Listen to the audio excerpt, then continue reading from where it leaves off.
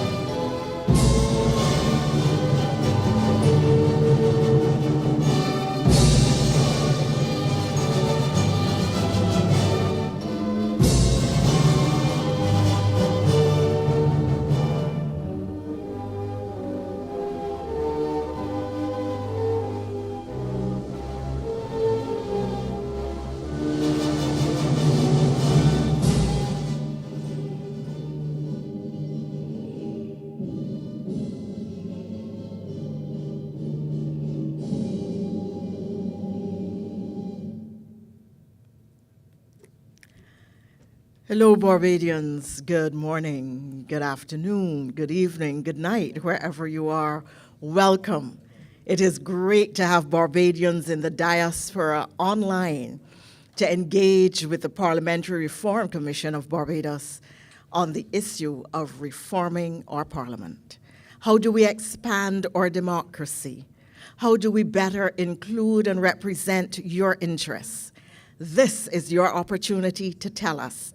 We have Barbadians from all over the world joining us today, and we look forward to hearing from you, your views, your suggestions, your recommendations, and maybe one or two people may have some things to say about that are critical of the current system. But we want to hear it all because the Parliamentary Reform Commission of Barbados is listening to what you have to say and including your views, your recommendations in the report, which we will deliver to Her Excellency the President sometime early next year. You may be aware that the members of the Commission are Sir Richard Cheltenham, our Chairman, Sir Roy Trotman, our Deputy Chairman, Dr. Richard Ishmael, Mr. Corey Beckles, Attorney at Law, Ms. Maxine McLean, and Dr. William Chandler. Mr. Pedro Eastman, who is an attorney and the Clerk of Parliament, is the official secretary to the Commission. I am Liz Thompson, a member of the Commission and Deputy President of the Senate of Barbados. This evening, we are keen to hear from you, and there was a lot of excitement earlier in the evening as we tried to get our technical operations right. We've now got everything ready, and we can hear from you. I just want to establish, please, some housekeeping rules. First of all, please keep your camera on, but your microphone off. This is a live streamed or televised event. We therefore want to see people. We want to see faces. We want to see when you're laughing or frowning or what's happening in the space around you. We want it to be an animated and excited engagement. But we don't want to hear you if you are not the principal speaker at the time. So please keep your microphone off if you are not speaking. In fact, there may be some things happening in your background that you wouldn't necessarily want to share with us. It's a good housekeeping rule for Zoom meetings.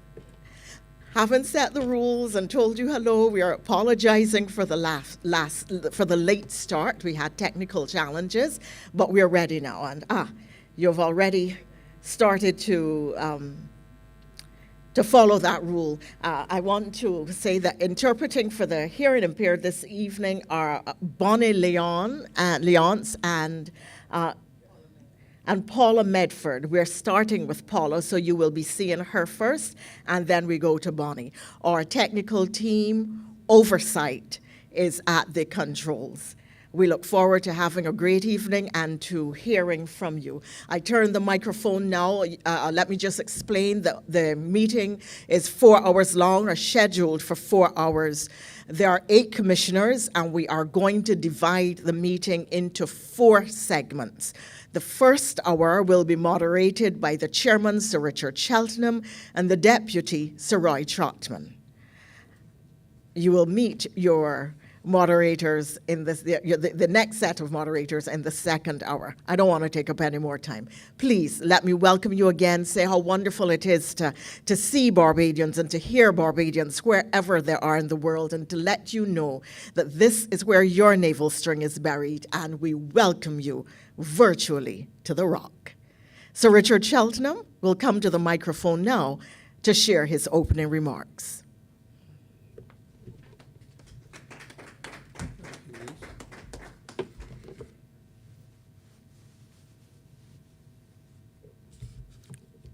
Good afternoon, fellow Barbadians at home, fellow members of the Parliamentary Commission, and Barbadians across the Diaspora.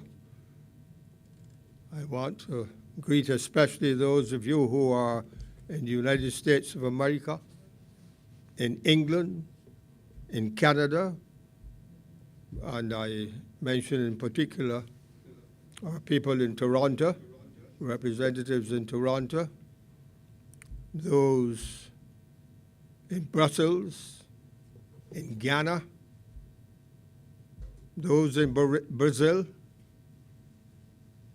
in Kenya, in Dubai, in China, in Cuba, and across the rest of the Caribbean. I extend a hearty good afternoon to all of you. I am pleased to open this public meeting of the Parliamentary Reform Commission, which is likely to be our last. And I wish to take this opportunity to thank all those who have supported the Commission's work to date, whether by attending online or in person, or by sending in their suggestions. A democracy like ours cannot function at its best without the participation and cooperation of its citizens. And on behalf of all the commissioners, I extend my sincerest thanks to all of you who have participated in any form or fashion. I particularly want to thank you who are hearing us for sacrificing your Sunday lunch now, if indeed that has happened, or breakfast, to be with us once again. This Zoom hall meeting is an important one, which was always on the agenda for the Commission. Barbados is a country which has experienced waves of emigration following emancipation. Perhaps the first most significant of these waves was to Panama, 1881 to 84, and then 1904 to 1913. Many Barbadians, as you know, went to Panama to work as laborers on the construction of the Panama Canal. Wives and girlfriends followed. Many went and never returned. But in any event, they sent back Panama money to aid friends and family left behind. And I'm sure that even if we went to Panama today, we would have Spanish-speaking Boyces and Griffiths and Braffits, all of them carrying well-known Barbadian names. The second wave of emigration was that to the United Kingdom. This was the Windrush generation. Took place between 1955 and 50, just before Janet, and ended by 61. And in this second wave, which was the UK, many Barbadians were called upon to rebuild war-torn London. And so we went as nurses, maids, laborers, and general workers. And work was found too with the assistance of the government, with London Transport and with hospitals. Emigration has always been a feature of our society. And even today, we have well-trained people going abroad for opportunities in America, in Canada, and Europe. I feel certain, and I'm sure you feel certain too, that wherever we travel, we can find a Bajan. Remittance money became the source of tremendous changes in land ownership at home, small business ownership as well. And that remittance money caused the transformation of entire villages and communities. Many of our young people left to find better opportunities, and the money which they sent home had a transformative impact on their families' fortunes and on the wider Barbadian society. In recent times, the amount of remittances have decreased as people have passed away and generations move on. However, the psychological ties to Barbados have been passed on to the young generation. And it is not unusual to meet a Londoner or a New Yorker who gleefully relates that his mother or dad is or was Bajan, and that they are looking forward to going home, to coming home during their annual holiday. And they come not as visitors, but as family from abroad. I think it's safe to say that Barbados' connection to its diaspora remains strong. Bajans overseas retain a keen interest in the life of the country, including its public life, and are always happy to make their contribution. It is for these reasons that the Commission knew on formation that the diaspora was a constituency that had to be consulted as part of its work. I'm sure that many of you followed the Commission's sessions online, but it might be useful to recap a bit of our focus and purpose. The Commission's task is to examine our parliamentary institutions in the context of Barbados' change from a constitutional monarchy to a republic, which took place just 2 years ago in 2021. When many of you left Barbados, we still had a Queen and a Governor General, the Queen's representative here in Barbados. The system that we had then meant that several decisions, including the appointment of our diplomats, had to go through Buckingham Palace. The Queen never refused any name submitted, but it did delay things. Additionally, persons required to take the oath of office, including parliamentarians and judges, had to swear their oath of allegiance to the Crown, not to the country Barbados. The removal of the Queen as head of state and her replacement with her Barbadian president has changed all of that. The Parliamentary Reform Commission has consulted extensively with Bajans at home, and now we want the views of Barbadians abroad. We want your opinions on how you think our Parliament has worked in its almost 400 years of operation, and what changes need to be made now as we rise to meet the challenges of the modern era. I and my fellow commissioners look forward to hearing from you on these issues. and I identified just a few. Should we retain our two houses of Parliament, the House of Assembly and the Senate?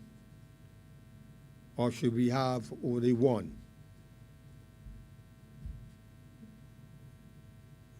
Should we have a fixed-term Parliament? Or should we retain the existing system whereby the Prime Minister of the day determines when the Parliament should come to an end within the 5-year term, whether after 2 years, 3 years, or 4 years? Should our President's tour of duty only be for a fixed term of 5 years or 6 years, or at most 7 years?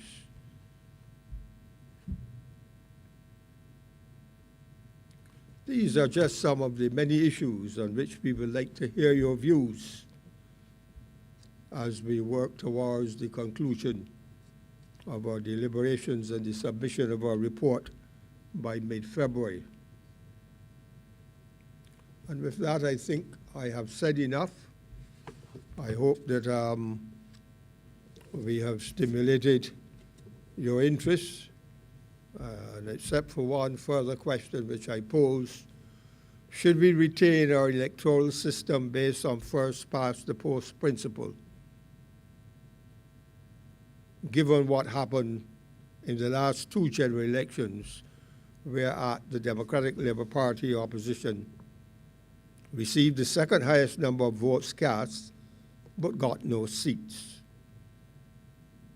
Or should we retain the first-past-the-post system, which we are familiar with, and which is easy to follow,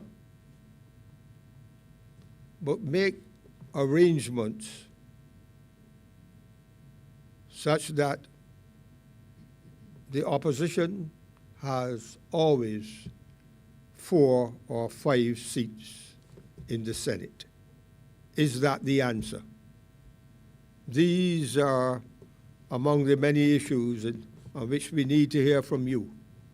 And do not be afraid or inhibited to call and to speak up. No viewpoint is a silly one. It might not be a popular one, but in 15 years or 20 years, it might be a dominant opinion. So do not be inhibited in any way. I think I've perhaps overspoken. And so at this point, I'm going to take my seat and look forward to hearing from you in large measure. Thank you.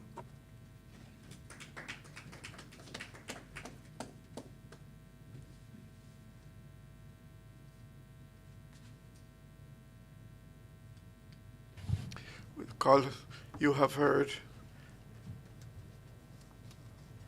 Sir Richard Cheltenham. So, ladies and gentlemen, we are ready to receive comments, suggestions. Just indicate. We have our technicians who will assist in that exercise. Who's going to be the first?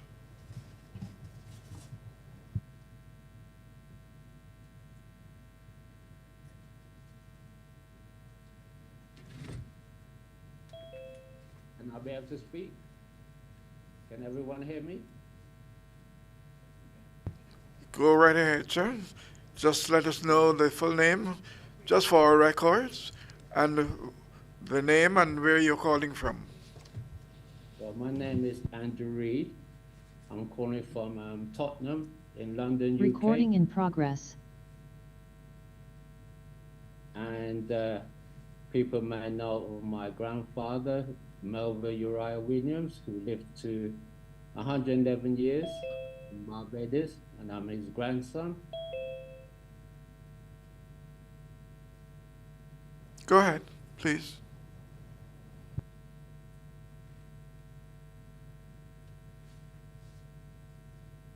Unionist.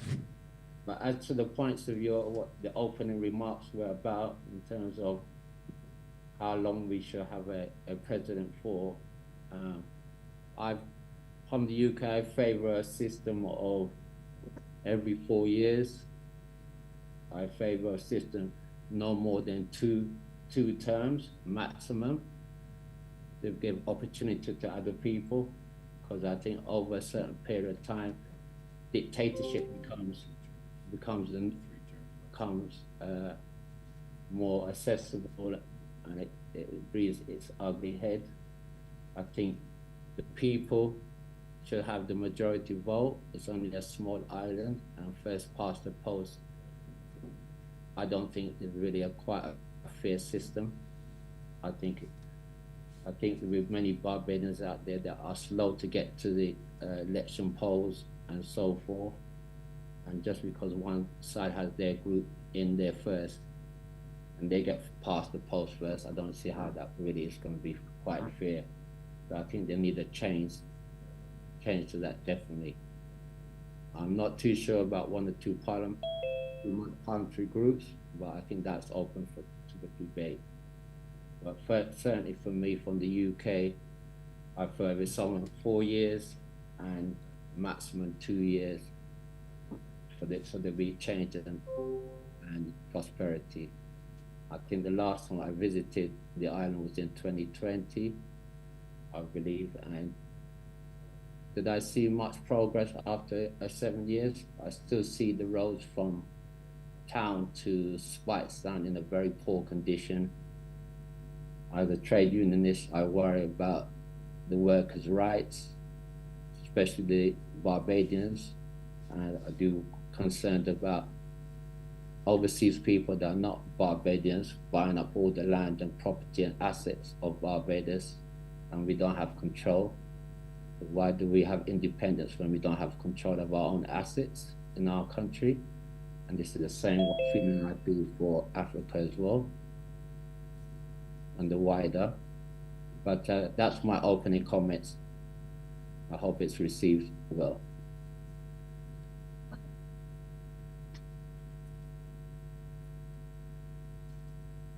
Thank you very much indeed for your contribution, and we are pleased that you have followed our suggestions when we sent out our invitation.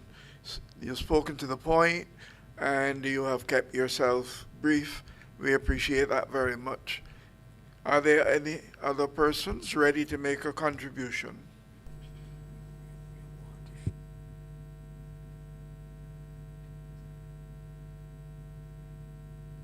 Hello, my name is Myrna Lashley. I'm the Honorary Consul from Barbados at Montreal.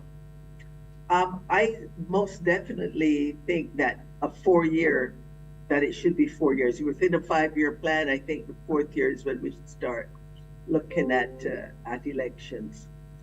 I also feel that the president's job should be time limited. I don't know if you want to make it 2 terms, that's fine. I was very concerned in the last 2 elections at the lack of opposition members, because for democracy to function properly, you do need someone who's going to bring a different perspective. So it may be time to look at proportional representation, although I do favor first past the poll. In a small country like Barbados, we may want to start looking at proportional representation.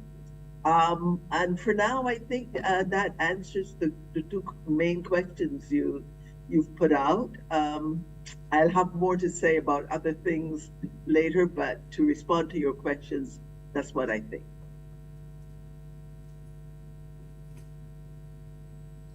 Thank you very much indeed. Are there other contributors?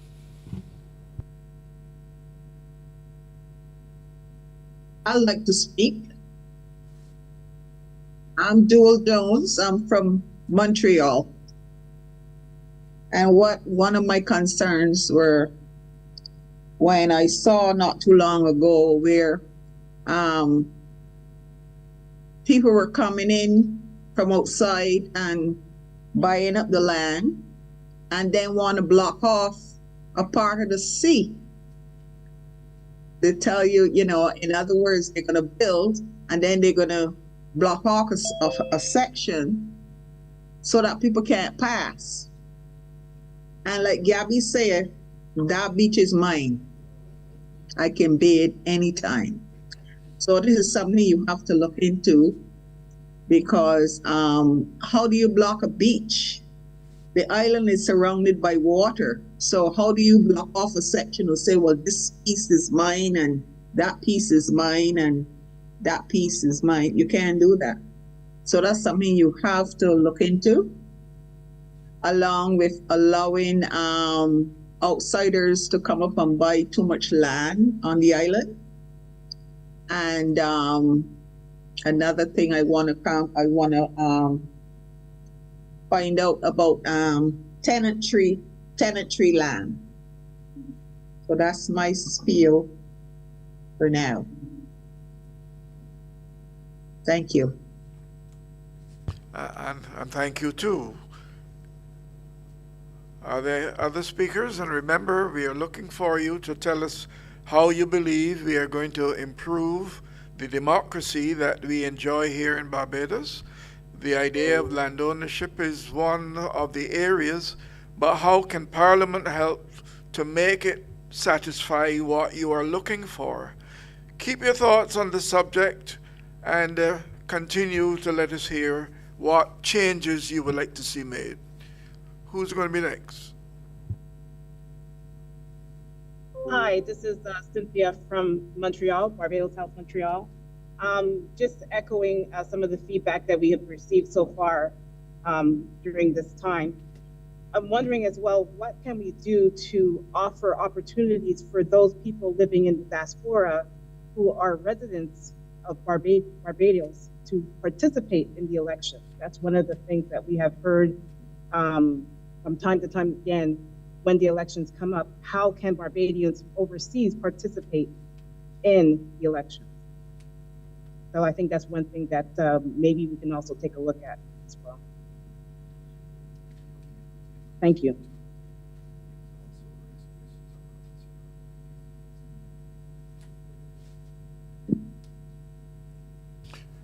Thank you very much. I think I see somebody else wanting to contribute. Go ahead, please.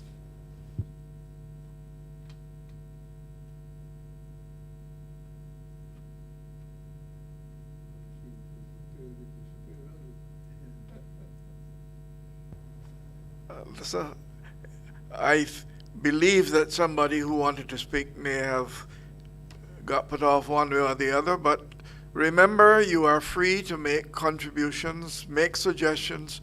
This commission has a very important task to perform in making our republic a better place.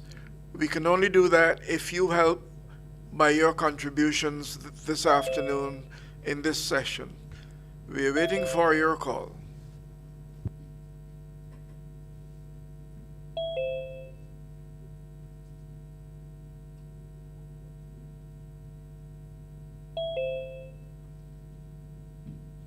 May I add to what I said before? Would that be acceptable?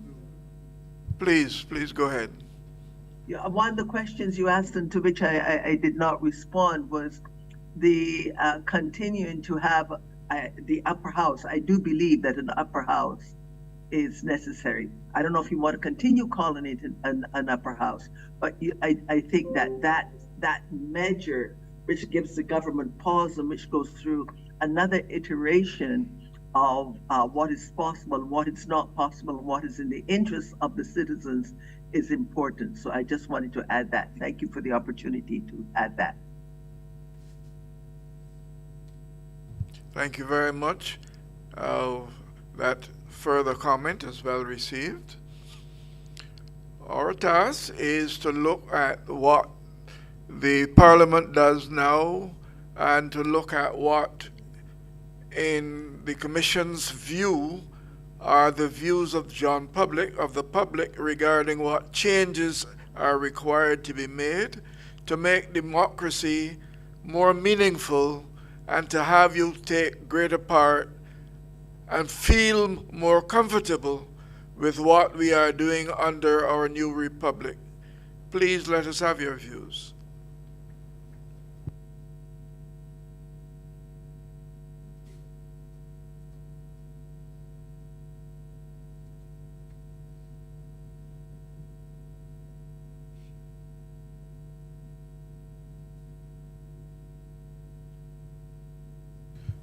we have been having meetings besides our Zoom meetings. We've had meetings with several members of the public.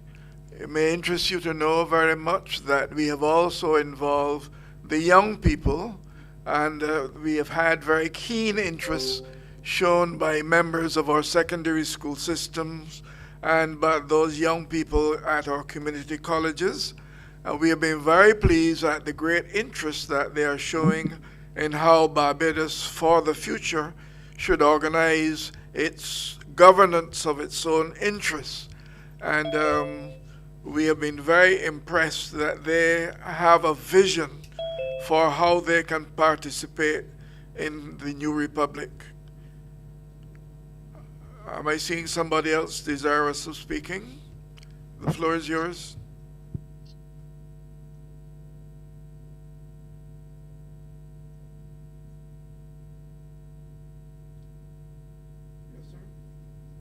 Yes, sir, go ahead.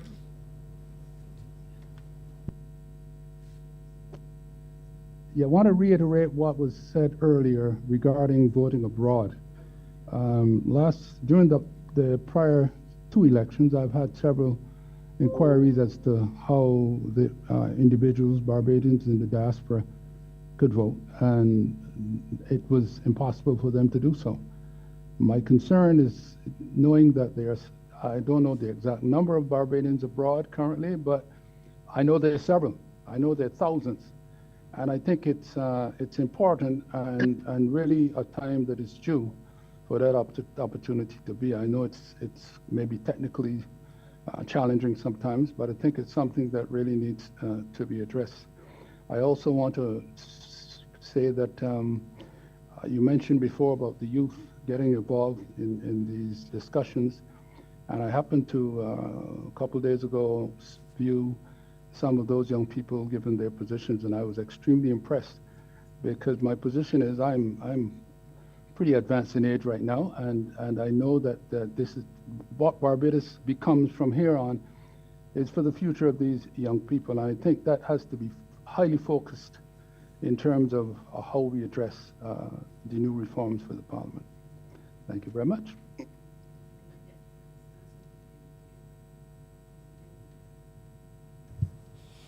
Thank you very much.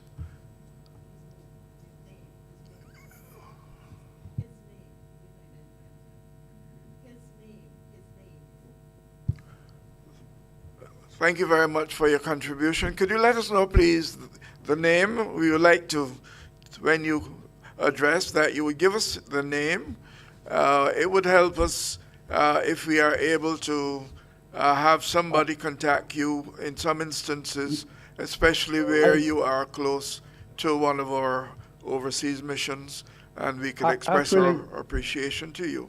Yes, sir. Yes, actually, I did say I was in Texas. I'm the consul for Texas, but yes, I reside in Barbados and in Houston, Texas. Good. Thank you very much. You're welcome. Oh, the audience we have here in Barbados have indicated to us that we haven't heard the name. So could you do that a little more clearly, please? Okay, I'll do it very slowly. I'll even spell it. It's Dr. Louis, Louis, Brown, Browne. And that's me. Got you this time. Thank you very much. All right. Welcome. Go ahead. You continue. No, I said you're very much welcome. No problem. Okay, that's all right. Are there any other persons? It might interest you to know that one of the things we have been hearing about has been the question of whether gender is properly addressed in the Parliament and the extent to which people would like to see some revisit of that arrangement. It may very well be that it is one of the things that cause you concern where you are now, and if you have a point of view on the matter, we are very willing to hear that, as well as your views on any other particular part of representation of the interests of men and women in Barbados.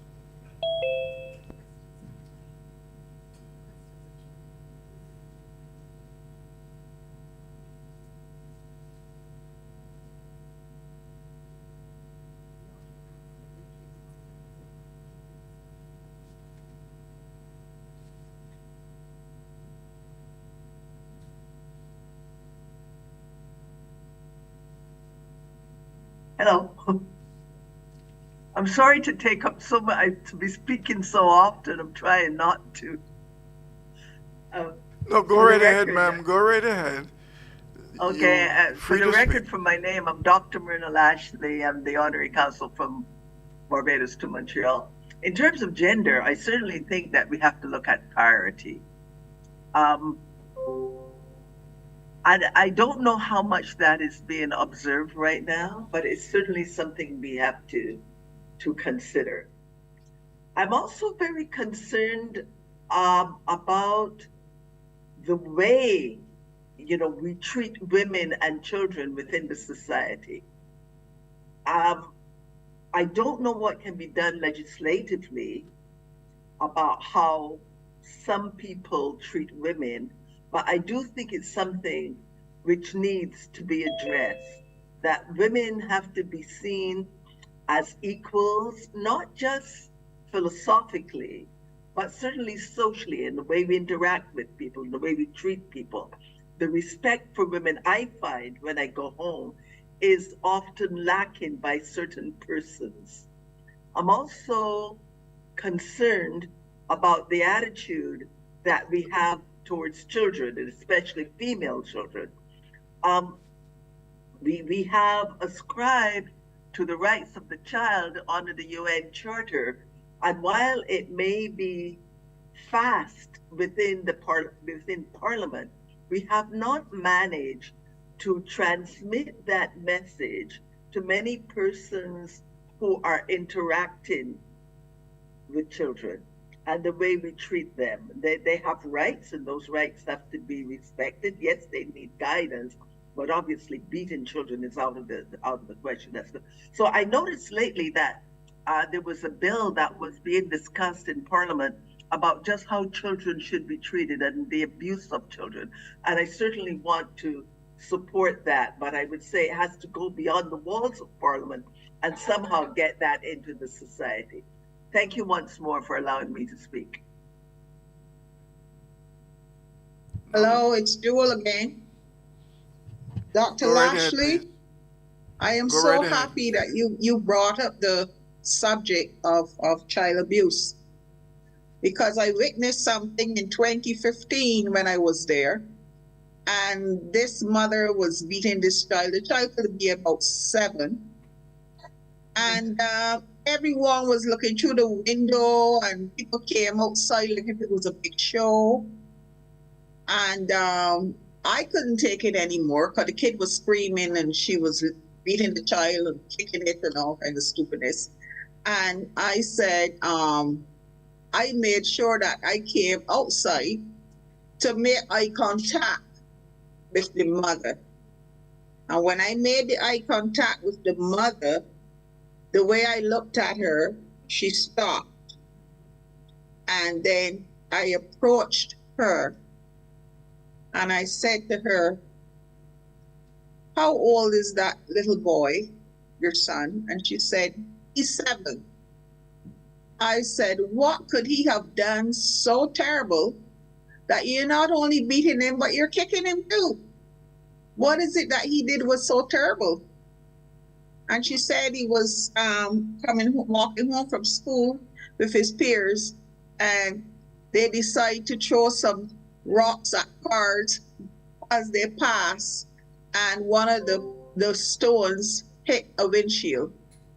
And she was just beating the money out of him because she says, I don't know where I'm going to find the money to replace this windshield, And I spoke to her, and I just calmed her down, and I was happy that I got involved because everybody was just looking on and not saying anything. Nobody wants to get involved because I'm minding my business and all this. But in the meantime, if that same child died, everybody's going to turn up at the funeral. Everybody's going to have to say a thing. I want people to have the say now. If you see something, say something. It's not that bad. Okay, thank you.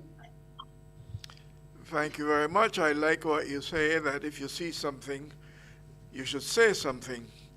And when you have been coming, have you been seeing things that you would want to say to us that would cause the kinds of changes you feel that we could have to make a better place of Barbados?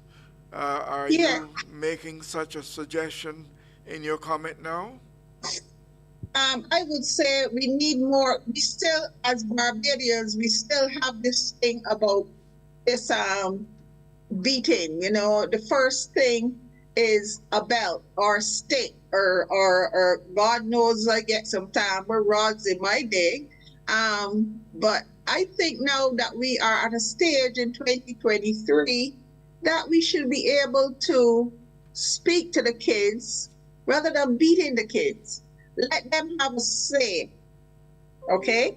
I will also add that when I came up here, I was 17 years old, so I mostly grew up in Montreal, but I kept going back and forth to Barbados, and I studied social work, social services, and I realized that the training that the Irish child gets in the Caribbean doesn't pan out up here.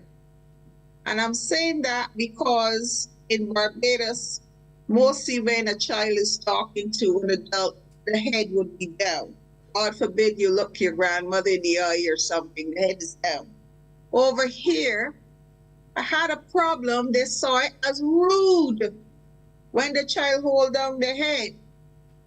You see, so it's a big conflict and confusion when they come from the Caribbean and arrive in Montreal. It's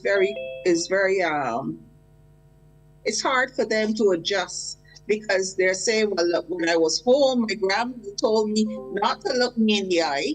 And now I'm here, you're telling me that I have to hold up my head and look you in the eye. So I don't know what's happening, you know? We call the professors here by their names. In Barbados, you call them sir, madam, Mrs., good morning, whoever, you know? So it's a totally different ball game. And I would like to see more communication between mother and child, or parents and child, father and child, depends on, or opposite genders and children. Please communicate with those children. If you find that there is a child that is not being communicated to, then train that parent, talk to the parent, you know. Don't just the first thing be to take the child out of the home. Talk to the parent, talk to the child if you have to aside, and see what's really going on in that home, you know. So I am just hoping that I was speaking to High Commissioner Glenn Clark, and he said, I remember in a meeting with him on the same Zoom, and he asked if there was anything that we could do up here as professionals to get in contact with the schools down there in Barbados to give your experiences and your input. So that I'm going to look into with him, because I would really like to address some of the schools sometimes. Thank you very much. Thank you very much indeed. Could I suggest to you that you get in touch with Ambassador Clark, High Commissioner, and that you carry these ideas, what ideas you have, and any suggestions for how you can contribute in the splendid ideas that you obviously have in trying to make for a better performance. We are, however, today appreciative of that, but we want as well to look at the question of the government and the governance, how the parliament should be organized. Is it satisfying the needs of the members of the population, the Barbados population in Barbados and in the diaspora? And what would you suggest are means by which we can improve on the performance of our parliament? If you have those ideas, please let us know. Dr. Shelton and I are soon going to step down and another team will come, but we could take two more suggestions. May I speak, please? Diane Hill. I'm from England. In the last New Year's Honours list, I was awarded an OBE for services to the administration of justice, but of course, as now we're a republic, that won't be recognised in Barbados. I agree with the suggestion that was in the chat about people outside of Barbados being able to vote, because we have to comply, but we have no say. I also agree with the lady who spoke of the selling of property. The size of the island of Barbados and preserving its heritage maybe should look at some of the Scandinavian countries and move towards not allowing people who do not have ties to Barbados from buying the properties. Because if you look into the future and the properties have been sold to people who come now and then, what will not only the people within the island, but the returners that you want to attract be able to do?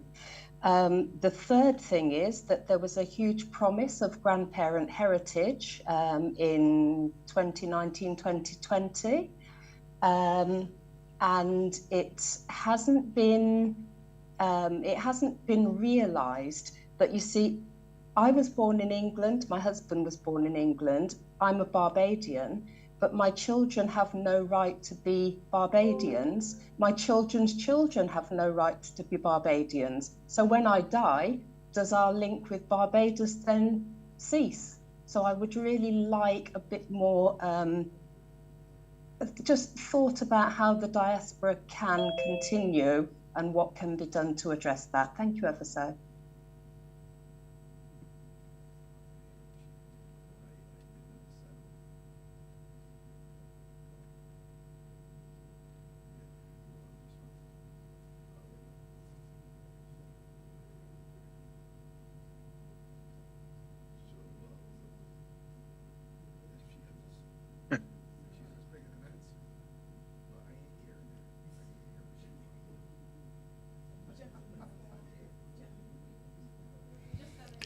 I was just double checking with my colleague, and we are both indicating that it seems to us as though the matter that you are raising is a matter that you might wish in your discussions with your head of mission to get further information on. From where we are today, we are addressing a very specific area of concern, and we are not in a position to speak to some of those personalized questions that you are raising. We have no doubt that it's important to you, but could you speak more fully to your head of mission in that particular case? We'll take one more, and then we are going to ask Ms. Dr. Chandler and Senator and Ms. McLean to take our place on the podium, on the platform. Is there another speaker? Yeah. I've had my hand up, Sarai, if I can go ahead. Well, welcome. You have the floor, Mr. Wickham. And while you are speaking, you may see Dr. Cheltenham and me move from the podium, but that's only because we are changing shift. But you have the floor. Okay. I thought maybe, Mr. Chairman, that you were leaving the chair as I started to speak because you had grown tired of hearing from me over the years. So that would be entirely reasonable, but I wouldn't hold it against you. Ladies and gentlemen of the diaspora, good afternoon and welcome to all of you, or good morning, depending on where you are. I find myself in a peculiar position these days where I'm outside of Barbados more than in, and I thought it appropriate to get involved in this conversation for the overseas Barbadians, since I, for some reason, seem to be one of them these days. The issue of overseas voting is something that has come up, and I had the good fortune of working in another vineyard on proposals that were similar in the country of St. Kitts and Nevis. I wanted to flag a couple of concerns since I realized that this has come up on almost every single conversation about reform within the diaspora, and people overseas want to vote for good reasons. I think there are very good reasons why people overseas should want to vote, and I think that there are very good reasons why it should be facilitated. The challenge is that if this process is made easy and more people start to vote, if we have additional numbers of people consistent with the promise of government to make persons of the first and second generation Barbadians, like the previous speaker has indicated, we are going to have an exponentially large number of people voting. The challenge I have with this is that in some recent elections, we have had majorities of 50 or 100 or 200. And this can be problematic because it is not so much a question of if these people vote, but where they vote. Technically speaking, you vote for a representative. So if you're a resident overseas, and in some instances, the family home and so on that you may have come from originally is not functioning, you may find yourself having to register somewhere. You may just register anywhere. And there's so limited control over that, it may come to a situation where the vote overseas gets to determine the outcome of an election in functional terms. And essentially, that's exactly what happened in St. Kitts. We came up with a solution to a similar problem. And essentially what was created was this concept of voting based on domicile, where persons would domicile themselves in their family home or the area that they grew up in where the navel string was buried. And they would be able to do so on the basis of just signing an affidavit. The challenge is that the legislation also allowed people to change their domicile because this natural feeling that you have for a place can change over time, and you may have a feeling to another place. And we found that it was being changed willy-nilly. In the case of St. Kitts, the diaspora is 3 times as large as the number of people voting, which is 40,000. My suspicion is that in due course, the diaspora of Barbados will also grow to a similar size. So the idea of having persons overseas registered and voting in the way that they currently do now under our current system, in my opinion, is something I would strongly advise against, because I think essentially you would be leaving an electoral system in the hands of persons who don't actually live in Barbados, who can vote overseas at an embassy or vote overseas via the internet, and then they leave the residents of Barbados to deal with decisions that they have made. And I think that's highly unwise. So what I have proposed in my own submissions to this body, and also to the constitutional reform body that is accompanying it as well, is that we create some kind of a vehicle where we have a diaspora representative, and we let persons who are resident in the diaspora vote for that person. Or that person can sit in Parliament, in the lower house, in the upper house, or wherever, but ultimately that person will be the sum total of the ability to vote for persons overseas. And I think it's tidier. It's interestingly enough something that Ralph Gonzalez proposed when he had constitutional reform in St. Vincent and the Grenadines, because they have a similar problem. So it gives us the opportunity to have someone to express our concerns that are coming from overseas, but it also locks that support down to one person, and it doesn't create a situation in which that individual or we can change the course of government by the basis of voting. In the case of, I think, St. Michael's Southeast, there was a 50-vote margin 2 elections ago, and a few people there could have made a difference. So that would have been my proposal, and I am hoping that in the course of your conversations, and this issue comes up again, that you will give consideration, and I hope that the Commission will also give consideration to the proposal that I have made, which helps to address not only your concerns for the diaspora, but also the political reality that we face in Barbados, where it would be highly unwise to just have 200,000-300,000 people just joining the electoral register of voting from a place that they live. Thank you. Thank you, Mr. Chairman. Thank you very much. Totally agree with Peter. Totally agree with Peter. Well, thank you very much. And before I respond to Mr. Wickham, I just want to say that this is Maxine McLean taking over with Commissioner Corey Beckles. And we want to thank those of you who would have made contributions so far, and we look forward to those who will speak later. I will make one comment about Mr. Wickham's contribution, and then I will ask our members of our diplomatic representatives to turn their cameras on and identify themselves. And I want to thank Peter for his comprehensive explanation of the complexity of diaspora voting. And my only comment would be that if you do a little bit of checking on the census information in our various jurisdictions, the UK, the USA, and Canada, those persons who have identified to be of Barbadian heritage, together they outnumber the voters in Barbados. So that probably also contextualizes the point that Peter made. But the issue of diaspora representation is an important one. Having said that, I want to welcome anyone who joined after we officially started. And I now want to invite our diplomatic representatives, as I said, to turn their cameras on and share with us who you are. Please and thank you.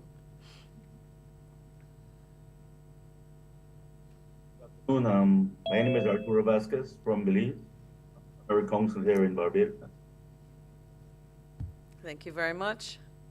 I believe that's our honorary council in Belize, if I heard correctly. Yes, yes. Yes, honorary council Belize. Thank you very much. Good I'm Dr. Myrna afternoon. Lashley, honorary council in Montreal. Thank you, Dr. Lashley, and thanks for your contribution so far. Thank you, ma'am. Good afternoon. I'm Simone Rudder. This is Roel Carter, honorary consul in Edmonton, Alberta, Canada. Thank you very much, Mr. Carter. I think I saw Ambassador Rudder, so you can turn your camera back on, ma'am. It's still on, Ms. McLean. Good afternoon to the members of the commission and members of the community across the globe. I'm Simone Rudder. I'm the ambassador of Barbados in Brussels. And the embassy here covers Belgium, Germany, France, Luxembourg. And all of our members of registered diaspora members have been invited, and I hope that they are on the call, or some number of them are on the call. Thank you. Thank you very much. Good morning. This is Marilyn Mosley, honorary consul for Barbados in British Columbia. Thank you. This is Dr. Louis Brown. I'm honorary consul for Barbados in Texas. I spoke earlier, and I did introduce myself then. Thank you. Good afternoon. This is Sonia Marvel Carter, Barbados' Consul General at Toronto. Thank you. Do we have any other representatives with us? Timothy Chatterton, honorary consul for Barbados to St. Lucia. Thank you, Mr. Chatterton.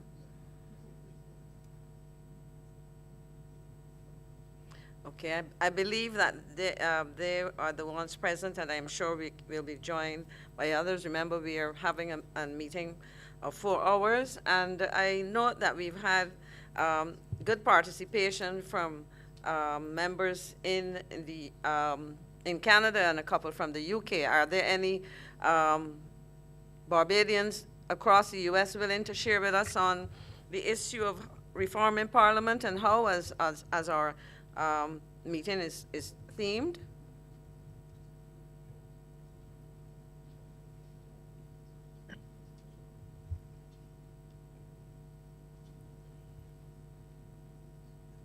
Okay, while we wait for those persons to share with us, I perhaps will ask Mr. Beckles to, say something and to encourage our folks to talk to us. Thank you, Commissioner McLean. I am very heartened by the participation thus far.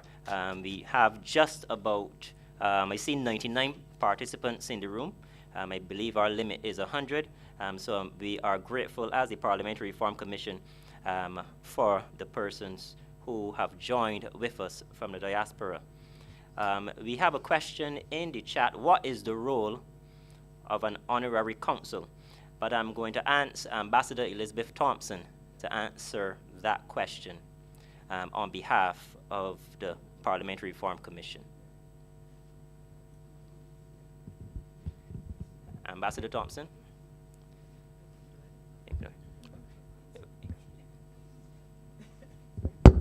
No, he was asking you, there was a question about what is the role of an honorary consul, but since I'm sitting here, you want to, I can probably do it. I should know, hopefully. The, the Honorary Council pretty much functions as our councillors. For example, we have a Council General in Miami or whatever the case may be. These are paid professionals or political appointees. In many locations, let's say in a large country like the US, the UK, or countries, Canada, we are able to draw on the generosity, let me say, of Barbadians who are willing to represent the country in a similar capacity. The difference is that, as the title says, they're honorary, and they function representing the interests of Barbados in a very similar manner to our official consular corps, should I say, our consular corps, which is part, so they function essentially the same way, but as I said, it is a public service that they are giving to the country in that capacity. Therefore, for example, we would have heard from at least 3 or 4 of our honorary consuls so far, Dr. Lashley, Dr. Brown, and I'm not sure I captured all the names, so that essentially is it. But representing Barbados, and essentially looking after the interests of Barbadians in the particular cities or locations in which they serve. And in some cases, they may very well also be honorary consuls, as you heard from Belize, nationals or citizens of the country or city where they reside. So we have an honorary consul in Belize who is Belizean. We have in Montreal an honorary consul who is Barbadian. I hope that explains it in a way that satisfies the person who raised the question.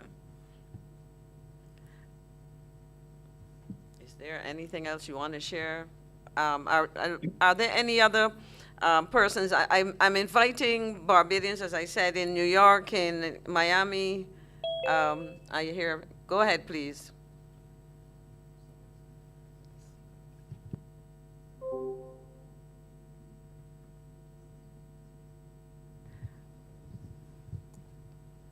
Are there any voices that we want to hear? I'm surprised that our audience is so quiet. Okay. Sir George Allen is asking for the floor. Okay, so George, welcome. Thank you very much, Mr. Clean. First of all, hello to all of my good friends on the panel, on the podium, and off the podium. It's good to see Ambassador Rudder in Brussels. I've been following not very closely the work of this commission, but when I got the invitation from Ms. Thompson, that was an order. So I therefore had to appear today and had to make some comment. A couple of comments I would make as I follow the discussion and listen to Sir Richard's opening remarks. First of all, I'm not sure that parliamentary reform is really relevant to our being a republic or not, because a parliamentary functions, I think, are discharged whether or not one is a republic or not. So I don't think that is particularly germane to our being a republic or not. I have always thought that Parliament basically serves 3 functions.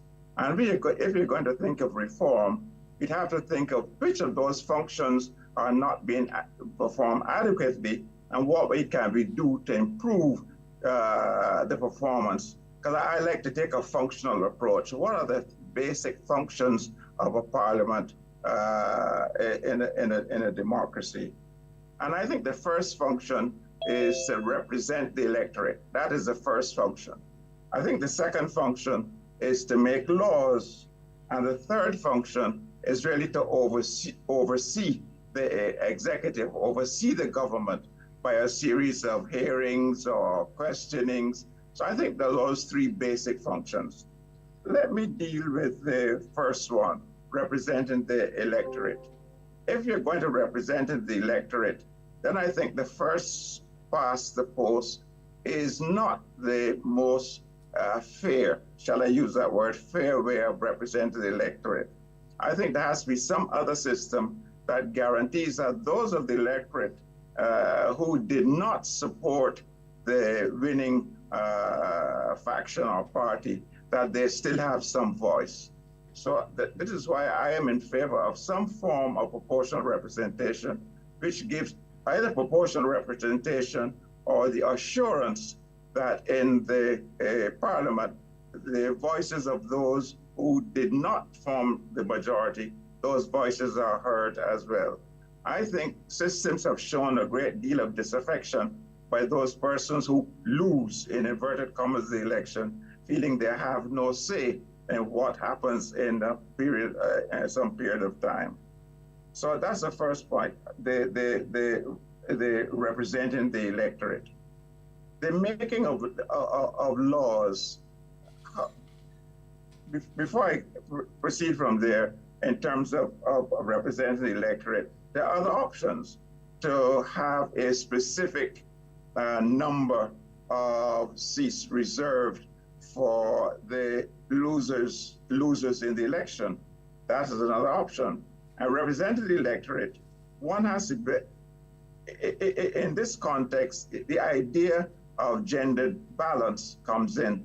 If the electorate is composed of 50% men and 50% women, then presumably the parliament should represent that disposition, that numbers in its members.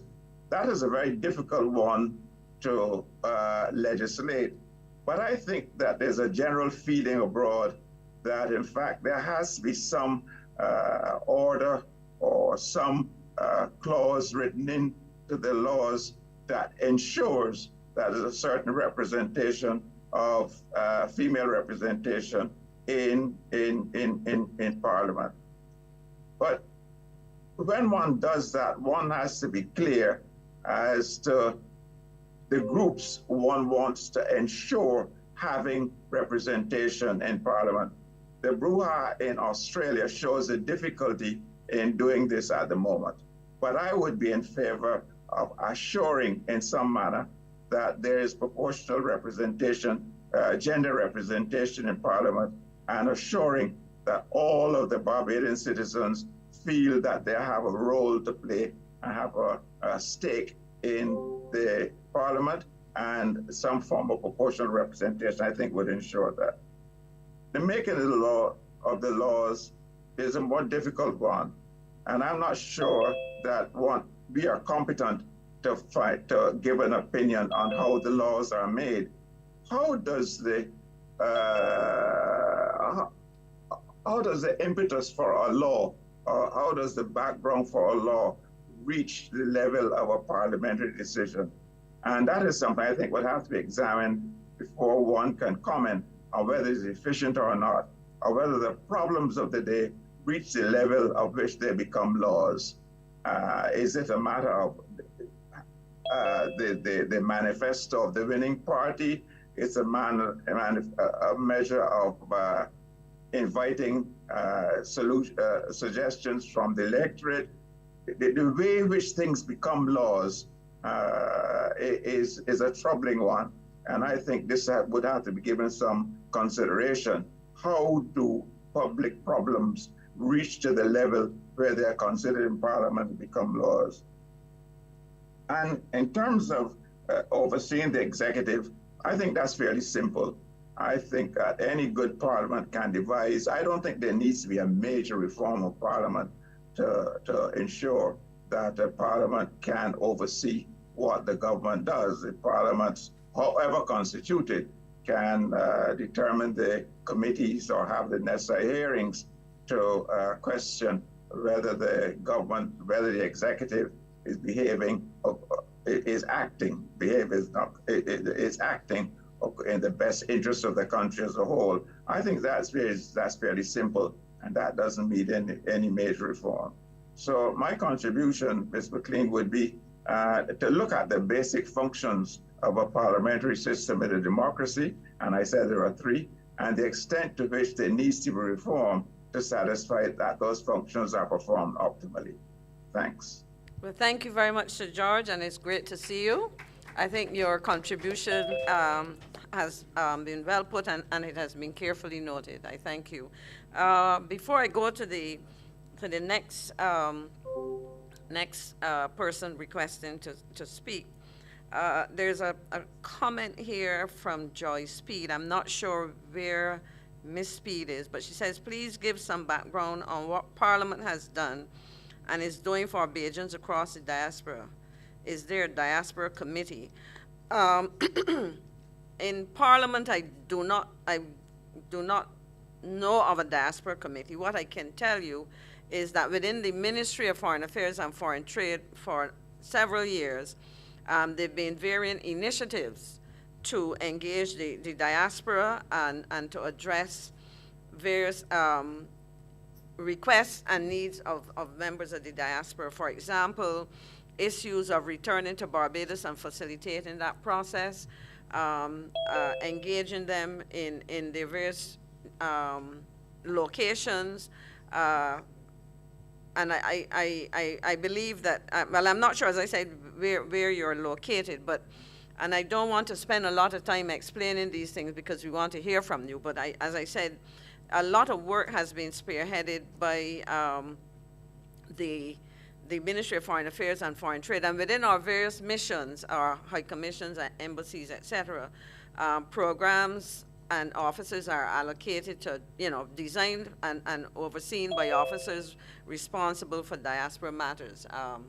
And so it is a question of probably looking. So as I said, I do not know of a diaspora committee in Parliament, but at the level of the executive, at the level of cabinet and ministries, that's where issues are operationalized. The other one is a comment from Mr. Tyrone Roach, who I know happens to be in the UK. As he said, there are no honorary consuls in the UK. As to why that is, I am not sure if there were ever requests to do so, and that would need some researching as to the rationale for that.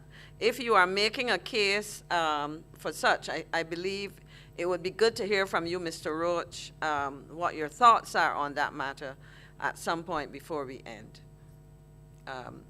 Next person wanting to speak. And let me just say that we're looking here from the table at ourselves, so we are at a little bit of a disadvantage so we rely on you to just go ahead when one speaker has concluded. Again, I would love to hear from somebody from the U.S. So far we haven't, other than Dr. Brown. Okay.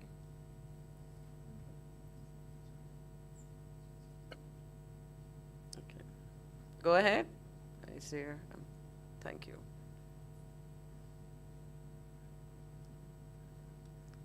I'm still looking for a signal. Now that I can see the full screen, I'm looking for signals to speak.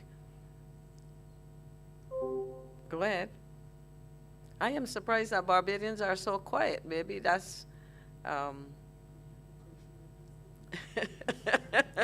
hearing from one of our members of the audience that you seem to have lost a lot of your Bajan fervor and probably are now adopting, the traditions of where you are. But I am sure that there are no major differences. Yes. Not sure that I feel confident anymore to speak. Could you identify yourself, please? Okay, my name is Pam Lowe Hoyt. Hello, Cousin Myrna. From Montreal. And, hello, Cousin Pam. Good to see you, love. Good to see you too. I am sitting here thinking that given the state of what would pass for Parliament here in the United States, I feel absolutely intimidated about giving any suggestions to Barbados, which appears to be working. Things are getting done, policies are passed. They're solid people in charge. Not that one always agrees with a direction or a particular position, but I don't know. Having lived in America and lived through these past few years, I am absolutely intimidated about making any suggestions for change, particularly to have a flood of folk who are Barbadian to the bone but don't live there start to make changes and suggest policy changes that those who live there have to both implement and live with. So I'm cautious, and that's probably, I don't know, I'm not speaking for all of the Americans on the call, but I am certainly cautious about, okay, let's change. Let me ask a question. Life is about change, but do we see a need for change? Is there an overriding wrong that we have to right?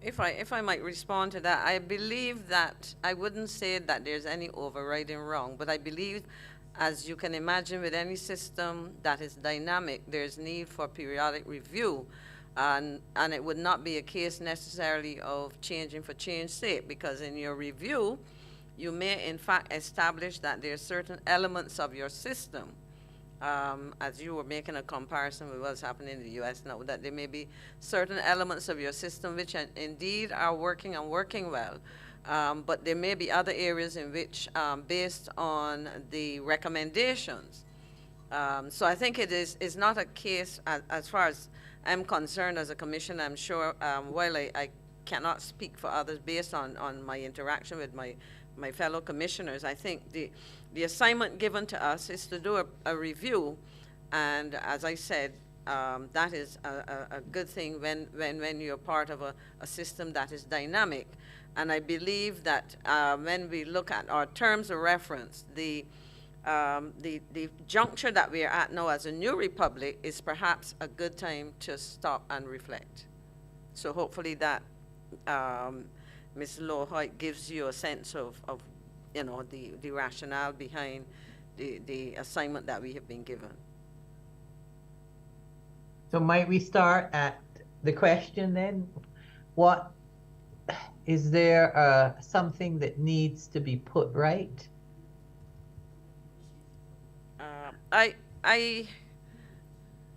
How should I put it? I think I don't know if it really and truly, I believe no system is perfect.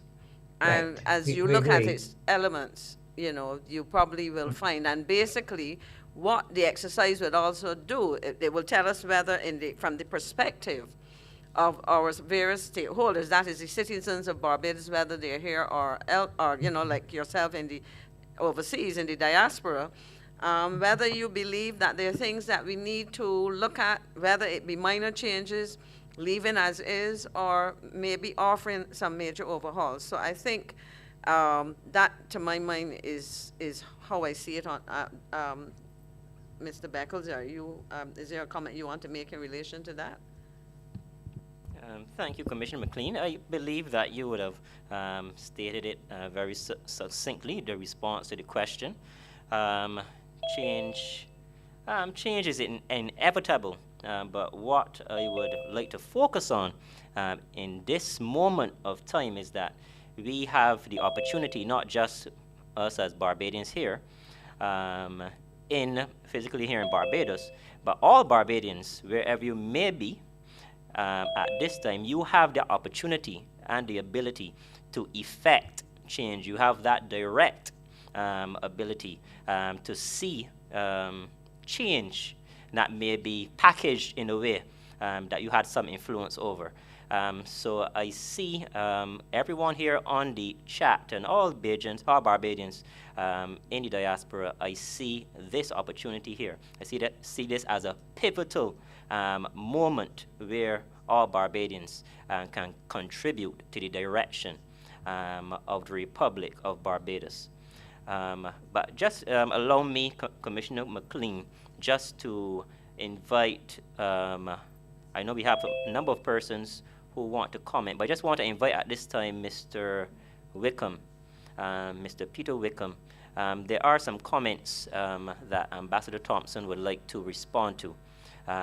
So I'm going to invite Ambassador Thompson at this time to take the mic.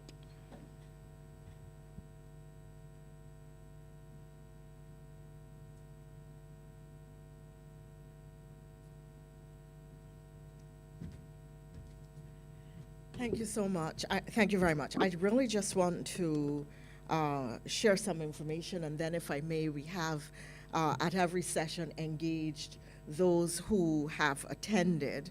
I want to recognize in the room the President of the Senate of Barbados, His Honor Reginald Farley. I want to recognize the former Consul General at New York, Jessica Odell Burrill, the Cabinet Secretary of Barbados, Selma Husbands Green. And online at the moment, we have the Permanent Secretary in the Ministry of Foreign Affairs, Miss Joyanne Skinner. Just to ask those online, if you would be so kind, please, there are people who were trying to access the Parliament Zoom link and haven't yet been able to do so. Please let them know that we are actually servicing all the streams, not just the Zoom, but the public affairs, the Department of Public Affairs stream. We gather in the Government Information Service, BLP Facebook, BLP YouTube, and Parliament's YouTube, all of which have active participants online and which are and who are posting questions and comments. We are trying to field them, and the moderators or our chairs are answering as they come in. Of course, there is active discussion going on in the chats as well. If I may engage, though, Mr. Wickham, who spoke to the issue of diaspora representative. This is one of the issues that has been raised. I know it was raised very much with the Constitutional Reform Commission when they went to the diaspora, and it is something that has been raised with us. I was unaware, Peter, thank you for letting me know that the Prime Minister of St. Vincent and the government of St. Vincent had attempted to address this issue. Of course, the issue of people voting in the diaspora raises three possible issues that have been problematic. In the Eastern Caribbean, there have been concerns about the number of people who come in to the country at election time merely to vote, and whether or not that is the kind of system and process that we would want to duplicate. Second, the size of the diaspora and the fact that people are outside of the country and perhaps not as closely in touch with the issues as those resident in the country, and that their votes could push the result of an election in a particular direction, not necessarily wanted by those resident on the ground who have to live with the consequences of the decision. And the third issue is the mechanism for organizing those in the diaspora to vote if you weren't going to let them come in en masse, as happens in the Eastern Caribbean. In that regard, I have had an idea similar to what you said the Prime Minister of St. Vincent had, that I wanted to throw out today because we do have a diaspora audience. And it is this. I'm going to explain it, and I would like to have the reaction. I just want to make it clear that this is a single idea. That is mine. It is not the position of the Commission. So the Commission is not advocating this. I am using the opportunity to say that as a commissioner, this is an idea that I have. I want to hear the reaction of the diaspora, and the Commission will make its decision on the issue in due course. The idea is that we should allow a diaspora representative. The person will be resident in Barbados, but must have lived outside of Barbados for a minimum of 7 to 10 years, so that they really understand what it is like to live as a Barbadian non-national in a foreign jurisdiction. So it can't be somebody who's gone for 6 months as a student or a year as a student, 7 to 10 years. That person will canvass the diaspora largely electronically, and that they can be voted for by all members of the jurisdiction, all members of the diaspora, irrespective of what jurisdiction they are in. The persons will vote electronically. Now, here we would have to overcome the electronic challenges and ensure the integrity of the system, but it certainly solves the problem of having people come in en masse.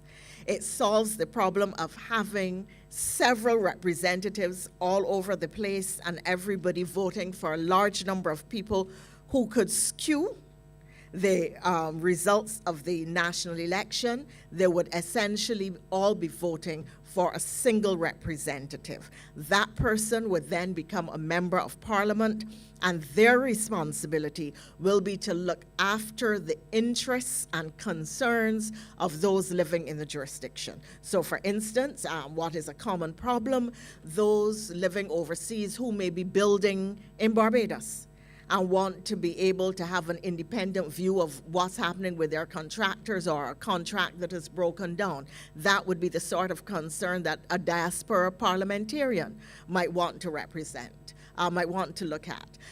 If you were a Barbadian and you felt that there was an interest of some sort of property interest or something that you wanted your diaspora MP to follow up on. So there are a range of issues that persons in the diaspora have, and this parliamentary representative, one, would be able to deal with those. And I'm interested in hearing what your reactions to this would be, whether they're positive, negative, if you have anything to add or take away from this suggestion, and that is all it is, a suggestion as being put, or whether you would like to see it tweaked in a different way. And since Mr. Wickham raised this online, I should like to hear from him first, but I know that there are other people who are going to be keen to react, because the issue of voting rights for the Barbadian diaspora has been one which has been long mooted and long sought after. So I am going to pause here to hear Mr. Wickham's reaction and the reaction of others, if in fact others want to engage on the topic. Yeah. Ambassador Thompson, thanks for the opportunity, and I certainly will, just make a very quick response and to say that I do like the idea of the diaspora representative that you put forward. I think it addresses the issue of giving the diaspora the opportunity to have an input. It also addresses the concern about the imbalance that can be created by having large numbers of persons voting locally, even though they reside externally. And I think it also gives us the opportunity to open up the pool in St. Kitts and Nevis. Persons who are resident overseas vote, but they have to travel to St. Kitts and Nevis.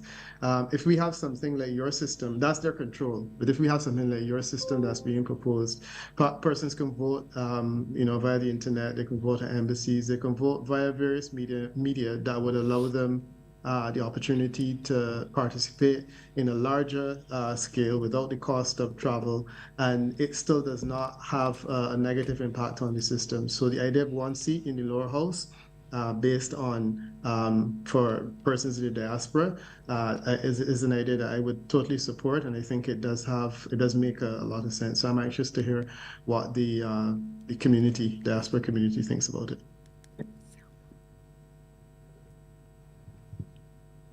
Thanks very much, and we look forward to hearing from you and responding to the proposal and the earlier contribution of Mr. Wickham. We have in the chat Miss Judy Hudson. You have the floor at this time. So good afternoon, everyone. I live in New York City. I've gotten my citizenship through my parents. I come to Barbados regularly, so that is my second home. And I agree with what was just said. I think that well, first of all, I think the most important thing that Barbados needs to always have is opposition party. You need to be able to have always a check and balance, whatever. I mean, I don't understand the parliamentary system exactly, But whatever that system, it should always have an opposition party, because I think there always needs to be a check and balance. Because in the Western world right now, we're seeing so many countries that are turning autocratic. And a lot of them had democratic parties, but it was just abolished. And I would hate to see that happen to Barbados. I would hate to see outside influences come into Barbados. So I think it's a great idea for a representative to represent the diaspora. But if you had an opposition party, I would think that the diaspora should be represented by one person from each of those parties, so it gives a balance. Also, I believe that I agree. I don't think people for the diaspora should have more of a say, especially for the people who are living in Barbados, who you would see things differently that people outside would not understand, not living day to day in Barbados. And you have to be careful of outside influence money also trying to control Barbados votes. With the US system, you have expatriates that vote outside, but they cannot have outside money that works with the expatriates when they're voting. There's only that you cannot have outside money to contribute to the donation. So I think Barbados should have something like that you cannot have outside money from diaspora influence the vote of Barbados through the representative, whoever represents the diaspora. And I want to thank you for letting me talk. I'm done. Well, thank you very much, and we're happy to hear your contribution, and we look forward to your continued support of the work that we're doing. As you might be aware, we do have a number of persons with us, and I want to recognize here with us in this room the former president of C2SAB, Mr. Edwin O'Neill, who has been actively following what we've been doing as a commission, and has in fact made a submission to the commission. And on that note, I would want to remind our audience that in addition to sharing your thoughts with us, you can also submit your comments in writing to the address you see there, prc@barbadosparliament.com. And we look forward to receiving your thoughts and ideas. Okay, over to you, Corey. I believe we have someone else who wants to speak. Thank you, Commissioner McLean. I see Mr. Joseph Codrington. Do you want to make a comment?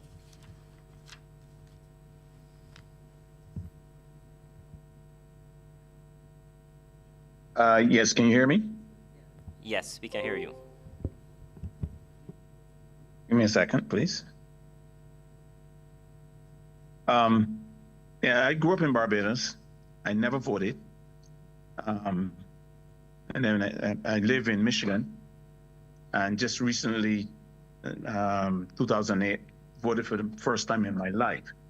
So I do not, and I think this is why there's some reticence in not being able to hear from diaspora people here in the US. If they're like me, I don't know how Parliament works or anything. I just knew it was there. I never participated, so I didn't know that. But being here for a number of years now, I pay a keen interest and observance in what's going on in Barbados, because at some point in time, I plan to be in Barbados. That's the goal. So I would like to be involved in something like this and be able to vote. I like the ideas that were put forward, but I think the reticence in terms of people in this environment coming forward and saying, I want to vote. I sent out something to maybe 30 friends that live here. They're all from Barbados, and they live in various parts of the US. I don't see any of them on here, but I sent something to them. And I got one response that said, I don't trust the political system in Barbados. So they didn't come on.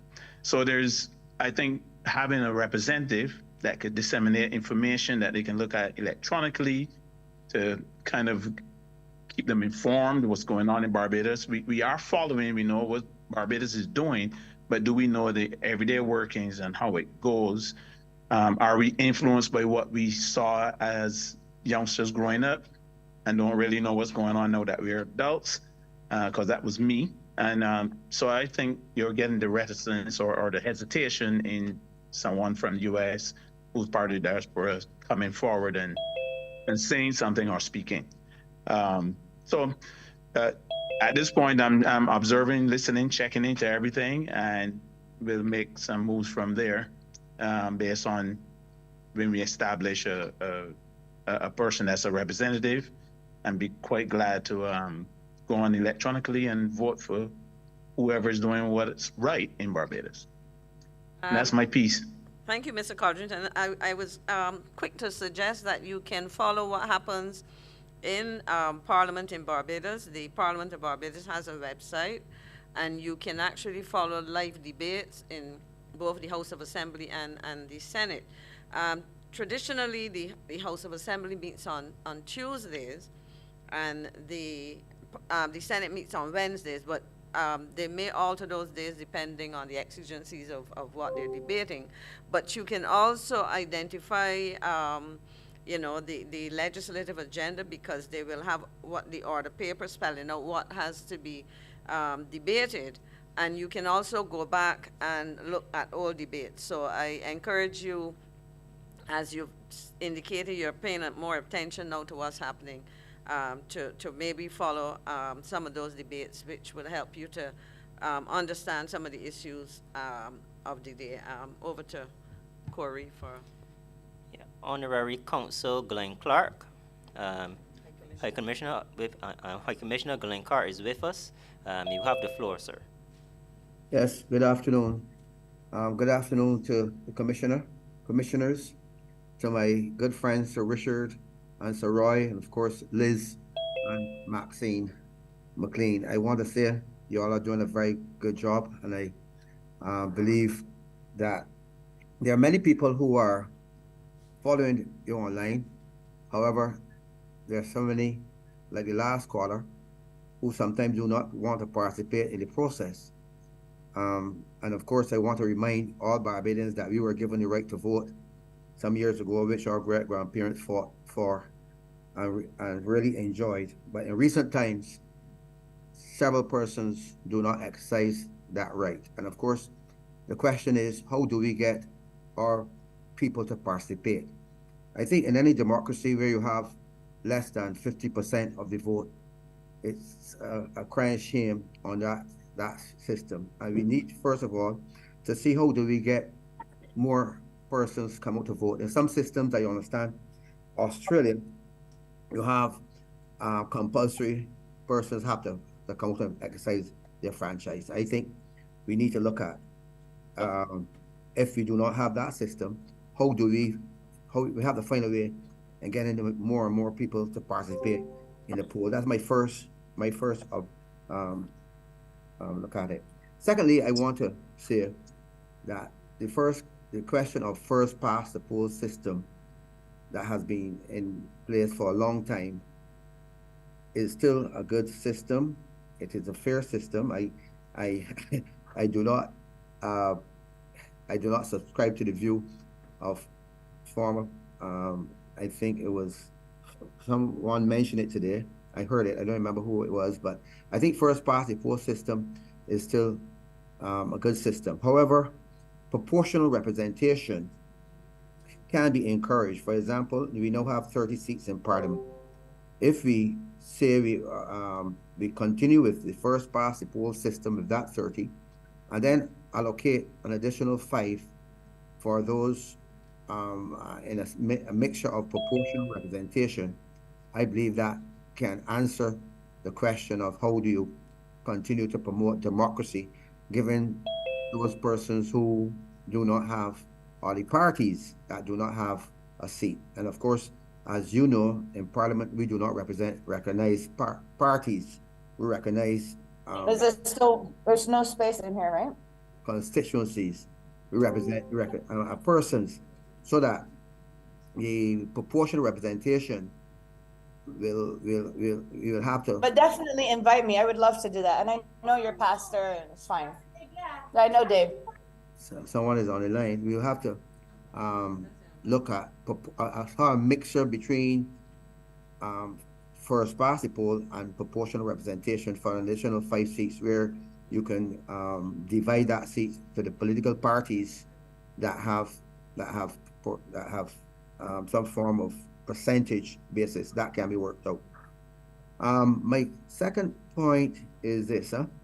I noticed that in recent times, and I like the idea that since 2018, the present government introduced a financial committee system at the estimates. I think this is very important.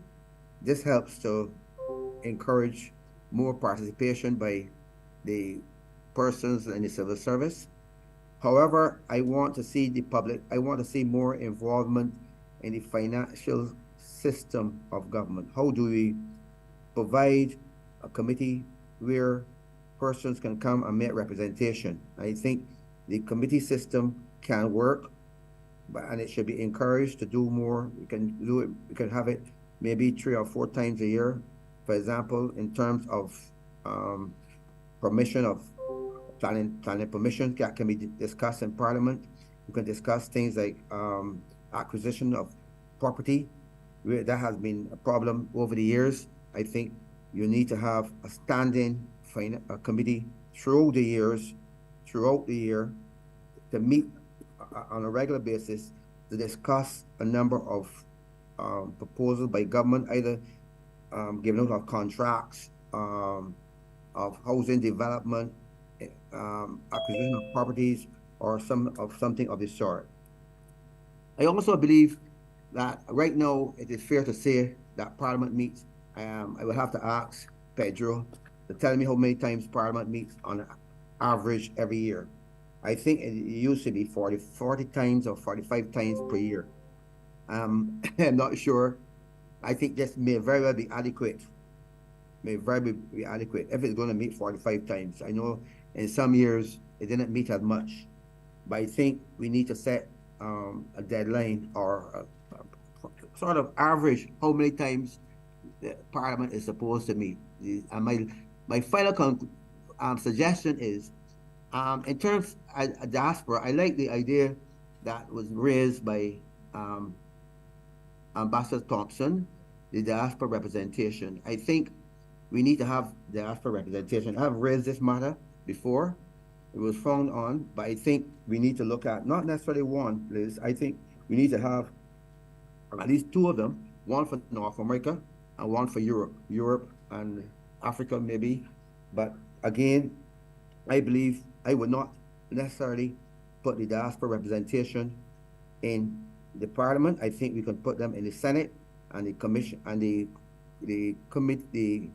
The whole notion of how do you appoint senators can be looked at. I think, as you know, 21 can go from 21 to 23, where you have a diaspora representation in the Senate. So those are my take on it. I also believe that giving parliamentarians more resources is important. I served in Parliament for over 25 years, as you know, and I noticed that we were able to give representation, more allowances to parliamentarians in terms of office staff, office, and so on. I think we need to do more of that. I think parliamentarians should be a full-time job as well. Once you're elected to Parliament, then you should, I believe you should hold your job until you until you agree to come out of Parliament. But I think parliamentarians, the way it is now, if you want to serve Parliament, your constituency properly, I think it should be a full-time job, and your resources should be accordingly given. So those are my take on it. I will make a written submission to the panel in due course. Thank you very much. Thank you very much, High Commissioner Clark. And I would just want to speak to one of the points you made about members of parliament. And there was a question raised by Rue Maynard, and the comment was some MPs continue to engage in professional/careers after being elected. Is there some protection in place to ensure that MPs are not in conflict or gain some benefit from inside knowledge and relationship? I will speak more to the first part of the comment to indicate that as it is right now, parliamentarians, members of parliament, are not full-time, except you are appointed to the cabinet. So the notion of full-time parliamentarian was just raised by High Commissioner Clark, and that is something, as he indicated, he certainly is going to be writing, I presume, will speak to that. But that's an issue, Ms. or Mr. Maynard, that we have flagged here as an issue to be contemplated. I want at this time to welcome and acknowledge the presence of Ambassador Noel Lynch, who's our ambassador to the United States and representative to the Organization of American States. And also, I believe online is Ambassador Tanika Seeley Thompson, ambassador to Brazil. And I know that Ambassador Lynch had indicated earlier he wanted to speak around 2 o'clock. So I invite him to join us and share his thoughts. And then we are making a list of others who have signaled their interest in speaking. Okay. Oh, it's okay. I see. I thought I'd been told that he was there. He's not there yet. Okay. On that note, I believe that Mr. Beckles has a list, so I'll hand over to him. I saw online Honorary Consul Dr. Myrna Lashley. You have the floor. Yes, you have the floor. Thank you very much, Mr. Beckles. I just want to speak to what Sir George and my cousin, Dr. Lowe Hoyt, said about the commission. And I think it's something that maybe you need to clarify. There are those who are of the opinion that this commission will automatically lead to some type of reform, when in fact, as I understand it, we're doing a review, and that review may mean that there's very little to change. That's the nature of reviews. That there is nothing that will be changed. We may find that you may find that everything is in order. And therefore, I think it's important for persons to understand that, because there may be those who think that by having this input, that what they say will be done. And I think we need to emphasize that, in fact, what we're doing here is a review, and that it's not necessarily going to lead to all the changes that people may or may not want. For me, that's extraordinarily important. I also want to say that, as I have indicated, that I certainly agree with Mr. Wickham. You do not want to have, for the want of a better word, outsiders dominating the political process of those who live within the country. I do not feel, I live outside, and I do not feel that I should have the same say as those who live in the country with the everyday circumstances and vicissitudes which one has to face. So I certainly agree with having a representative, but that representative, as has been stated, should live within Barbados to represent the diaspora. But even that has issues. I don't know if that person is how you're going to set it so that that person can really represent all the different issues which are going to be brought up, and the personalities and the demands. As far as what High Commissioner Clark just said, is something he said has been bothering me for a while, and that is the permanency of people's employment when they become MPs. I don't believe in part-time MPs. I do believe that when you become an MP, that is your job, and whatever funds you have should be put in trust. Someone else should be running your business. You should not be doing it, because we run the risk of people using the necessity to make a living by using inside information to promote themselves. Pay people a decent salary, have it be a full-time job, put their assets in trust, in a blind trust, let someone else manage their affairs until such time as they decide to leave Parliament or they are unelected by the populace. And therefore, I thank you very much for your time. Thank you, Dr. Lashley. We have Dr. Brown, Honorary Consul in Houston, Texas. Well, I had actually taken my hand down because the question and consideration that I had was presented by Mr. Clark, which was my concern, and I do agree with the concept of having a representative. That actually answers the question I had earlier, or the suggestion. My only issue with, or the question I had, it was really a consideration, was essentially exactly what Mr. Clark said. That was the volume of people that are abroad. I'm pretty sure there are more Bajans abroad than there are in Barbados. And how do you handle that? The logistical challenges for that, to represent literally thousands and thousands of Barbadians abroad, that would be, I see it, a great challenge. And that's really what I was going to bring. That was my question.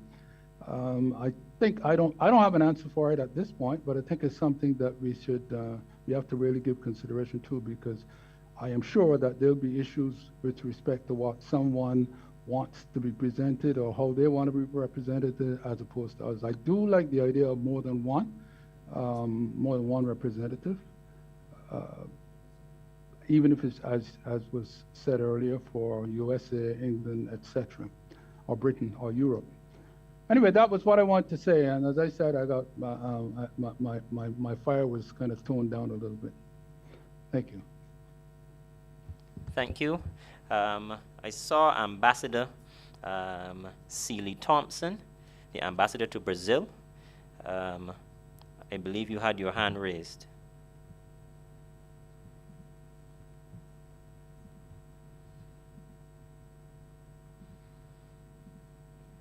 All right.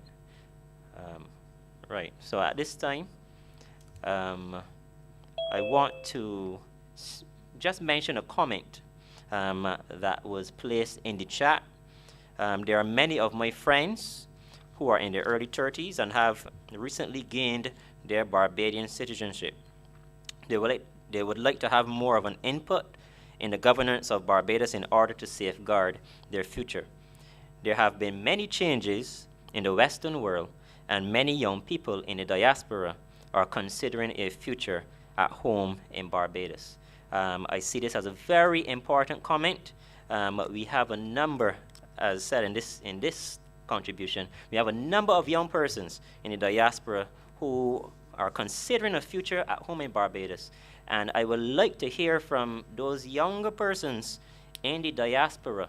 I hope that there are some represented in this session, in this Zoom session. But I would love to hear some younger persons from the diaspora. How do you see, what do you want to see as relates to parliamentary reform in the Barbadian Republic moving forward? Thank you, and I believe that we are now joined by Ambassador Noel Lynch, so I invite you, sir, to share your thoughts with us. Good afternoon. Can you hear me? Yes, we can. Okay, well, good afternoon to everyone that's joined. I see a lot of familiar faces, and therefore I feel very comfortable and at home.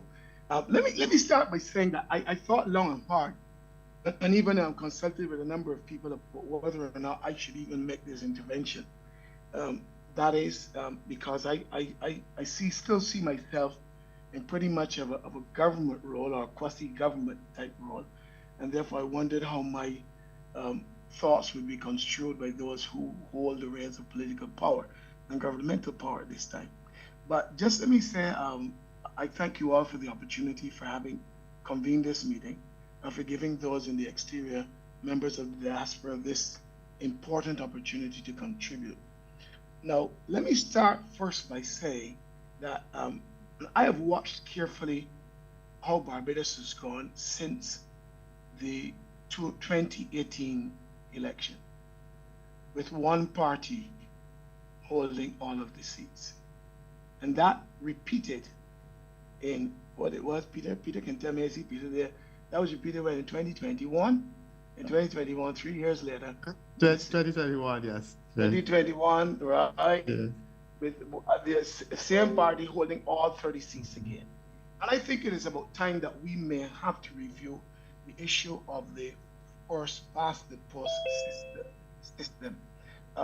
For one thing, even though you can argue that in a pure democracy that the people have voted for that party, I think we still got to be careful, in my opinion, about how in an evolving democracy, how this is evolving.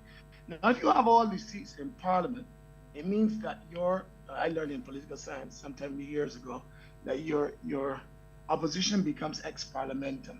So almost everybody in the society becomes your opposition. So whether that's the church, whether that's the civil service, whether that is the envoys overseas, I don't care who it is, somebody becomes your opposition. And I believe that the shortcomings of the first past the post system is that the number of seats won by the party usually obviously does not coincide with the popular vote of the populace. And therefore, there was an example, I think even before the Barbados Labour Party won all the seats, I think in the 1999 election, and again, Peter Wickham can correct me, I think the Democratic Labour Party got 35% of the vote and got 2 seats. I think there were only 2 seats that they got in the parliament at the time. Prime Minister Thompson. In 99. Sounds like right. It's 99. And the usual alternative for first post is obviously proportional representation. And I think it's about time that we start looking at the concept of proportional representation. And this is not everybody walking about with a briefcase claiming to be a political party that will get an opportunity to be in there, to be in Parliament. I think it has got to be with a minimum number of votes. You are entitled to some seats. In other words, a minimum. So we can have 16 political parties in Barbados and everybody walking around the place believing that they should get a seat simply because they have been adopted as a political party. Now, I believe it's somewhere in Israel or somewhere where they've got so many seats, so many parties that it really makes a mockery of the concept of proportional representation. But proportional representation to the point where you must get a minimum number of votes for your party to be entitled to a seat. And we can, the brains that are bigger and better than mine can sort through. The major drawback, obviously, of proportional representation is that, again, you get some people, for example, as I said, like in the Israeli parliament, I think there's 13 parties holding seats. Now, there's another jurisdiction in the Commonwealth, I think it's New Zealand or one of them places where there's a mix of both proportional representation and first past the post. So what would happen is that you have a system of national MPs and you kind of have 2 ballots. So this is what happens. I vote for the person who represents my constituency, but at the same time, I also can cast a vote for a number of people that the parties can put up who are not, these people are not linked to a constituency per se, but they have a say and they will be in Parliament, and every party puts up their people, and then based on the number of votes that you get, then you can determine the proportion of how these people are put into the Parliament. Now, I believe that we have long passed the day when I guess the Westminster system has worked well for us, but I think we have now created we can now come to a situation where we need to think more clearly about how we're dealing with it in a small jurisdiction. As a former MP, I can also tell you that I also believe that the Barbados needs more seats. My opinion is that Barbados needs more seats. The personal touch needed to represent a constituency in Barbados and in small jurisdictions demands a lot out of your time, and particularly in a situation where you must be a member of the legislature to be a member of the executive. I believe we've also passed that as well, because this is what happens. You become a member of parliament, you become a minister of government, and people claim they don't see you, you don't represent them well, they don't get enough of your time, that kind of situation. I believe we have now reached the point where we must need to start looking at getting people in the executive that are outside of the legislature, and therefore a certain number of cabinet positions can be given to people who are not in the legislature, but appointed obviously by the prime minister and by her government, him or her, their government. We also need, in my opinion, to really look at expanding and using more seriously the parliamentary committee system. Including people who are non-elected members of parliament. I've always felt that you bring in a appropriations bill to parliament, and only those that are in the parliament really have a say in how the appropriations bill goes. And I believe that there are expanded roles for people who have particular professions within our society that should have a role. And therefore, again, that tallies back to what I'm talking about, the proportional representation in the national MPs. The parties can then pick people who are, for example, an accountant, an engineer. Shouldn't some of these people have a say over issues that are going on in the country, but are not necessarily tied to a constituency? These people can serve in the executive. You don't have to be a member of the legislature to serve in the executive. The committee system can also be used more broadly to ensure that when we, I don't like 100% the United States system where every single person that is appointed to every single position in government literally ends up in front of a committee. Some of them is just a passing through. But I do believe that more people need to have a say in the appointment of senior officials in our country outside of just maybe the prime minister and the leader of the opposition. Although sometimes even that doesn't work the way which it's supposed to work. I believe that we have now expanded the role of the appointment of judges. I believe that that even though the prime minister does have the final say, that judges are now subjected to having to apply, having to go through a committee or a system to be chosen. There's also a need for us to look at another way of strengthening our democracy is to provide an ongoing citizen participation for us in government. It is simply not enough to cast a ballot every 5 years. I think that there are several mechanisms all over the world that you can utilize. Issues of recall, for example. If you are not representing my interests well, I believe there should be some system for me to be able, during the intermittent period, during the period of the 5 years, for me to come back to the electorate, to be able to say, listen, John Brook, Peter Wickham is not a good MP. I don't see him at all. He don't serve me well. He don't do anything. Or no elect for that matter. It doesn't only have to be Peter Wickham. And that it is about time that we find a system of recall to be able to say that this person is thing. And let me say, there are several mechanisms. Modern technology is also can also easily facilitate this. And I'll say one other thing. The holding public officials to account must be at the heart of what we do in this democracy. You can't just, because we need serious civil service reform. But apart from that, if we, all officials must be held to account at a higher standard than we have now, both public officials and those that are elected. Transforming the public service, I believe, will be a great point. That may be more of a constitutional issue than a parliamentary issue, but I think it's an important issue. I will stop there. I don't know if any of what I've said has made sense, but I believe it is left to those in power to deal with the issues as they see fit. I'll stop there and cede the floor to someone else. Thank you very much. All for this opportunity. Thank you very much, Ambassador Lynch. And based on your initial comments, I where you signal a bit of a hesitation, and you mentioned that I think your words were that you still see yourself pretty much as a government. Since this is on the record, I would want to perhaps indicate to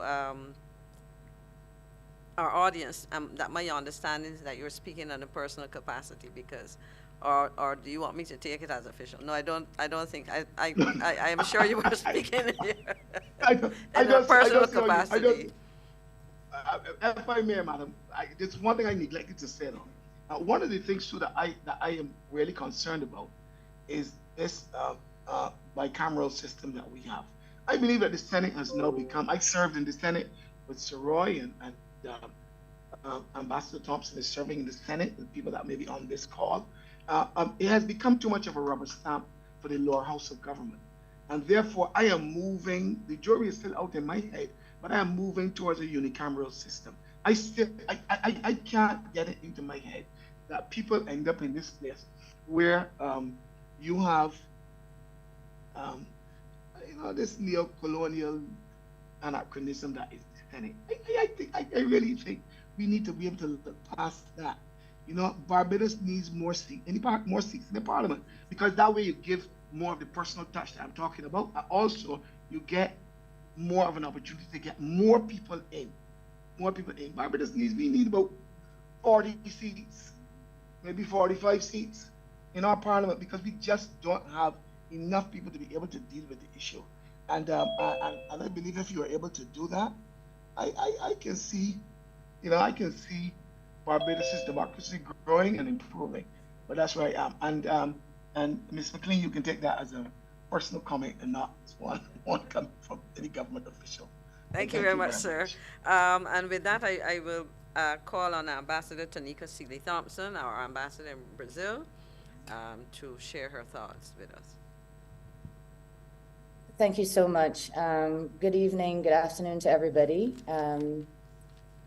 I'm very happy to be a part of this conversation and to hear all of the contributions. I hope to make an intervention at the intersection of the issue of youth representation, diaspora representation, and how those might be linked to the strategic role that Parliament might have as the legislature of the country. And I'm not sure that what I have to say is so much about the structure of Parliament as it is about a way in which I imagine that the ambitions that we would have articulated through initiatives like the gathering can be effectively achieved should there be some kind of structural mechanism for engaging with the diaspora. So the first thing is a comment that was made to me by one of my colleagues, so I have to thank and acknowledge him for that, which is we need, if we are to move towards having permanent or some kind of diaspora representative in Parliament, to make the very clear distinction between what is diaspora and what is a descendant community. Certainly in the case of Brazil, when I was preparing for this meeting and wanting to gather people together, I thought of bringing together people who live in Brazil but are Barbadians for pretty clear reasons. One, the very simple fact of being able to follow along in English. But then it occurred to me that there's so many people in the community who don't necessarily speak English, but who are very interested and engaged on this topic, and indeed who want to make a contribution to the development of, and to engaging with Barbados and Barbados's future writ large. So making that distinction in the role and making sure that there is some attention given to this question of the descendants of Barbados who live in non-English speaking territories. And in that regard, I wanted to raise or put back on the table the question, or suggest perhaps that one of the things that such a representative, should that find favor with a new structure, one of the things that person would have to pay attention to is the fact of there being a very healthy non-English speaking diaspora who have questions like which generation of descendants get to have a say. And I'm not sure where we are with that discussion, please forgive me, but it felt like an opportune moment to raise that. I have descendants who are now in the 6th and 7th generation who want to engage with Barbados, but obviously would require a fairly heavy set of facilitation in that they've lost the ability to speak English. But in my view, and those of you who know me have heard me harp on about this over the years, that it is an opportunity for Barbados to bring back and to move forward with a more international view of itself. But I won't belabor that point. I was sitting with a young woman who is a student. She was a former student, and we were being fed by a young woman who was a former student here in Brazil. They were both scholarship winners. They are Barbadians, and they speak fluent Portuguese, and they speak fluent English, obviously being Barbadians, and who are terribly interested in what's going on at home. And they were following along. I had to bid one of them goodbye, but they are interested in the extent to which they are able to vote. For example, one of the young women said to me that she's never been able to vote since she's been living in Brazil. And so I put that on the table. Again, it might be my assumption that perhaps the mechanism for that is not something that I am familiar with, but certainly this question of making sure that the youth abroad who are not in North America and who don't live in English-speaking territories are also accounted for and seen as assets, not just to the construction of the decision-making bodies of Barbados, but also as, entities that can be strategically deployed in favor of what we hope to do with our foreign partners. And in that regard, I wanted to mention that, students in general, and I've been talking about this since I was younger, and now I'm not so much youth, but I like to think that I have a dialogue and a healthy dialogue with the youth. It's an area that I'm passionate about as an ambassador, but also as a teacher at heart. And one of the things that I learned, or in preparing, as I said, for this process and engaging with the young people that I did talk to, is that they feel like they want a mechanism to know that, there's some flow through from winning a scholarship, moving overseas, being a person who's still interested in Barbados, and being able to have a voice. And so whether that is a diaspora representative, whether that is a youth representative, or whether diaspora and youth are seen as transversal issues for all representatives, I'm not sure about the structure, but I just wanted to bring the perspective of Brazil. It doesn't take a lot to think about what Brazil and Barbados have in, we have so much going on for each other bilaterally, but also as we stand in the world at this time. And the youth dimension of our diaspora, as it were, and also the descendant dimension merit attention, without me trying to predict what format that would take. And I just wanted to greet everybody with those comments, and thank you for giving me the floor.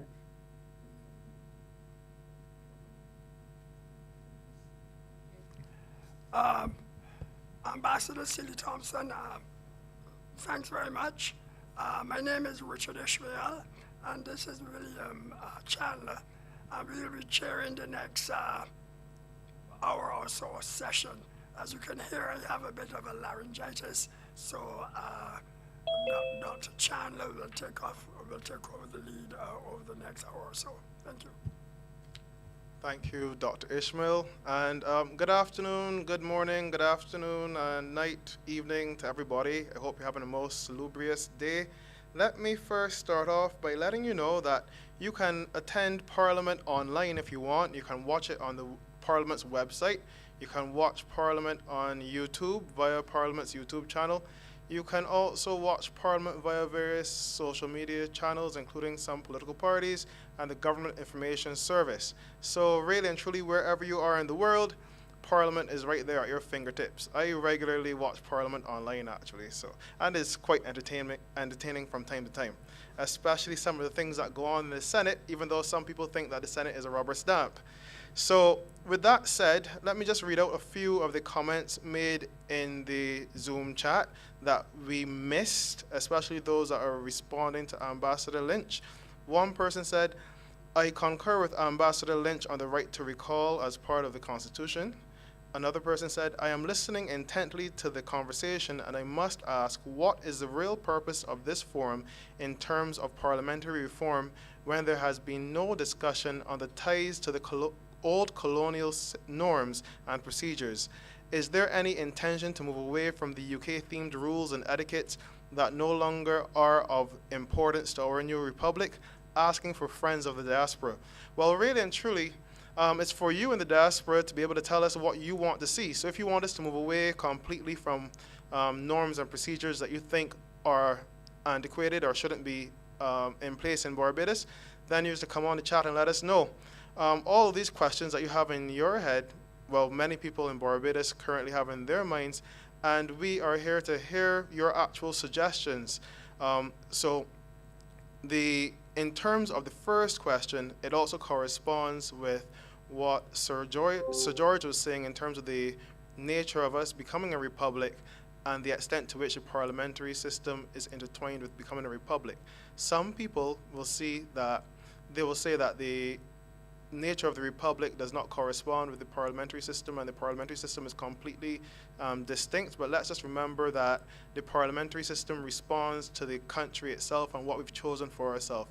So to the extent that Parliament operated under a monarch, the reality was that even Parliament itself belonged to the monarchs.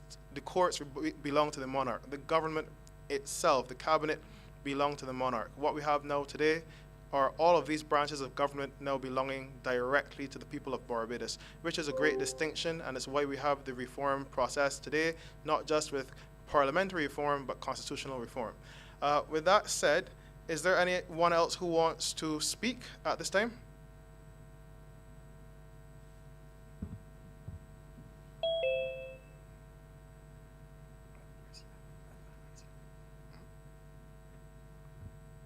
Hello. Hi, good day. Could you please say your name and proceed?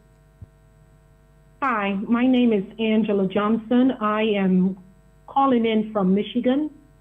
My concern here in terms of the reform for governance, I would like to know along the lines, since Barbados has, or from the sense that government is involved in every day-to-day operation, including healthcare, what are some of the proposals, if any, at this time with regards to concerns about affordable or accessible health care? For those of us living abroad, for example, we are used to going to doctor's offices, being seen timely, even if we go to a hospital. What are some of the things that would encourage us that if we have to come back home, that those things will be, are being considered at this time? Well, really and truly, your question, though not entirely on parliamentary reform, does speak to some suggestions that were made before about a committee system for Parliament that can address questions like yours. Is there another person who wants to ask a question?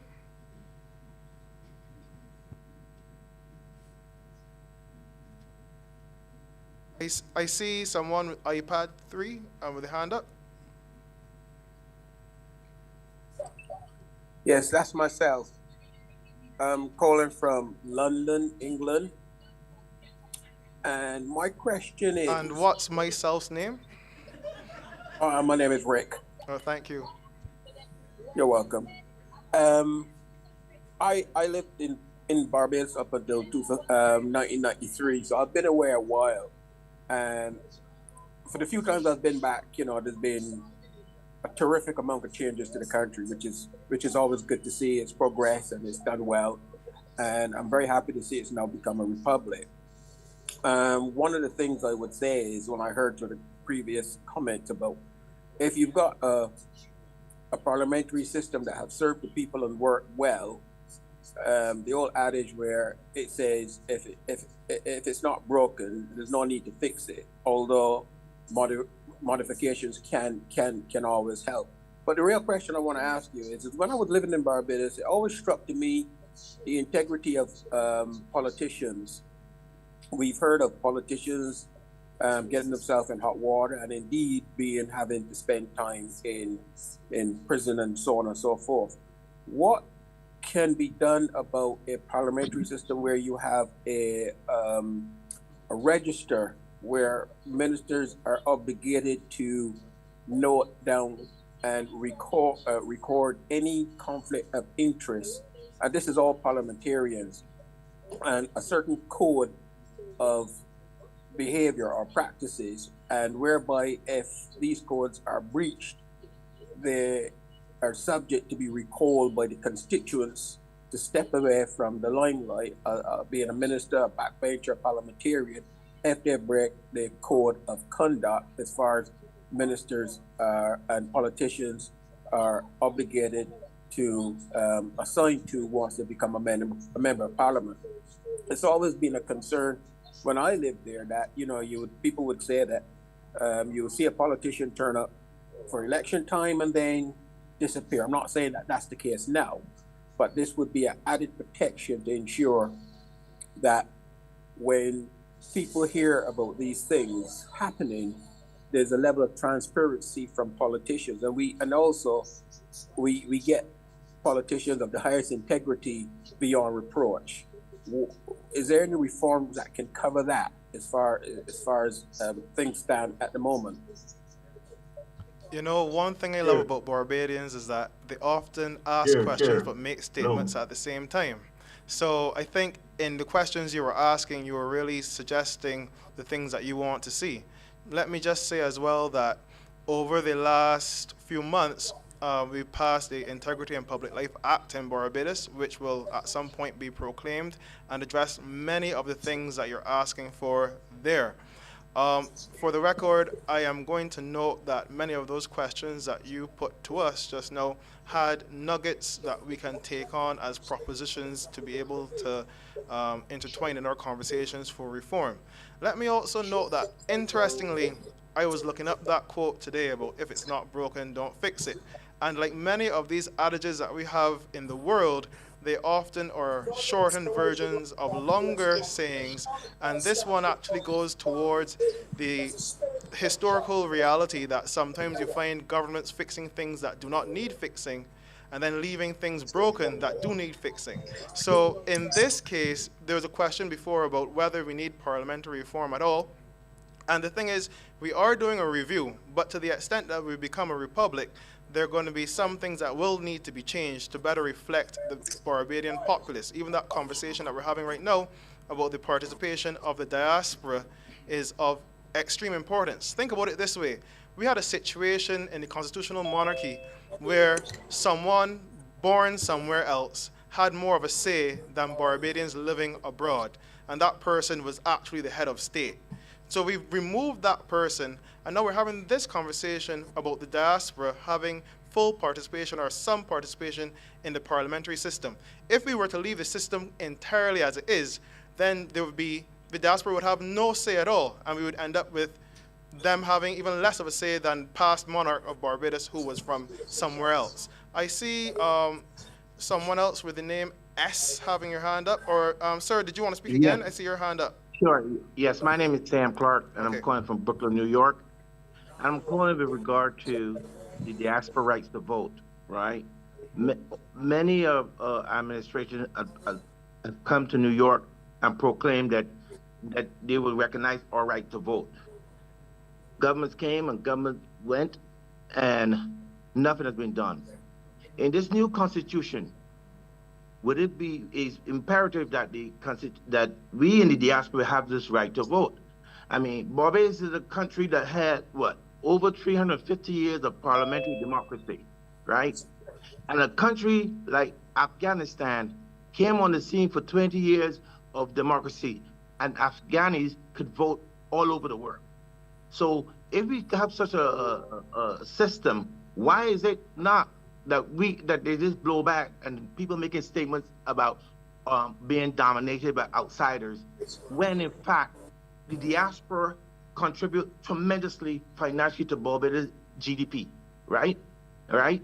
So I don't understand when people make those kind of statements, pure red herrings, because if you're going to say and others, oh, we can't have the right to vote because it might be some kind of skullduggery. Well, no, we have consulates here that do great work in renewing our documents, etc. So there's nothing wrong with us having an easy vote. It's easily done.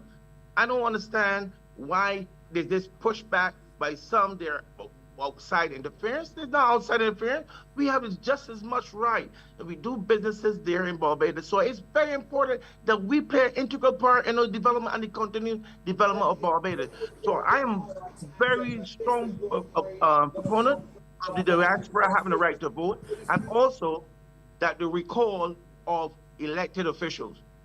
Also, everything you talk about, the transparency legislation, good step. Got to go a little further though. It must be not for a commission to look. It must be public to go and see anytime they need. That's my 2 cents in this matter. Thank you. Thank you for your 2 cents. It's hitting like $1. So with that said, let me ask you this question. How do you see the diaspora voting working? Like, how would you envisage it working literally on the ground? The same way we can go to the consulate, like how Americans wherever in the world go to the consulate or designated area or wherever to vote with the same ballot. If you say I came from St. James or St. Philip, whatever, and you're registered to that constituency, then you are quite able to vote for that person in that constituency that where you're hailing from. This is a simple process. This is not rocket science. This is not reinventing the wheel. So what happens then if the constituency of the diaspora that says it hails from St. Philip is larger than the entire population living in St. Philip? What do you do then? What the point is not about it being larger or other. If you're registered to a constituency, and then you could vote for that constituency. It happens now if you're living there and in a constituency, they got bigger constituencies than others. They're big or small.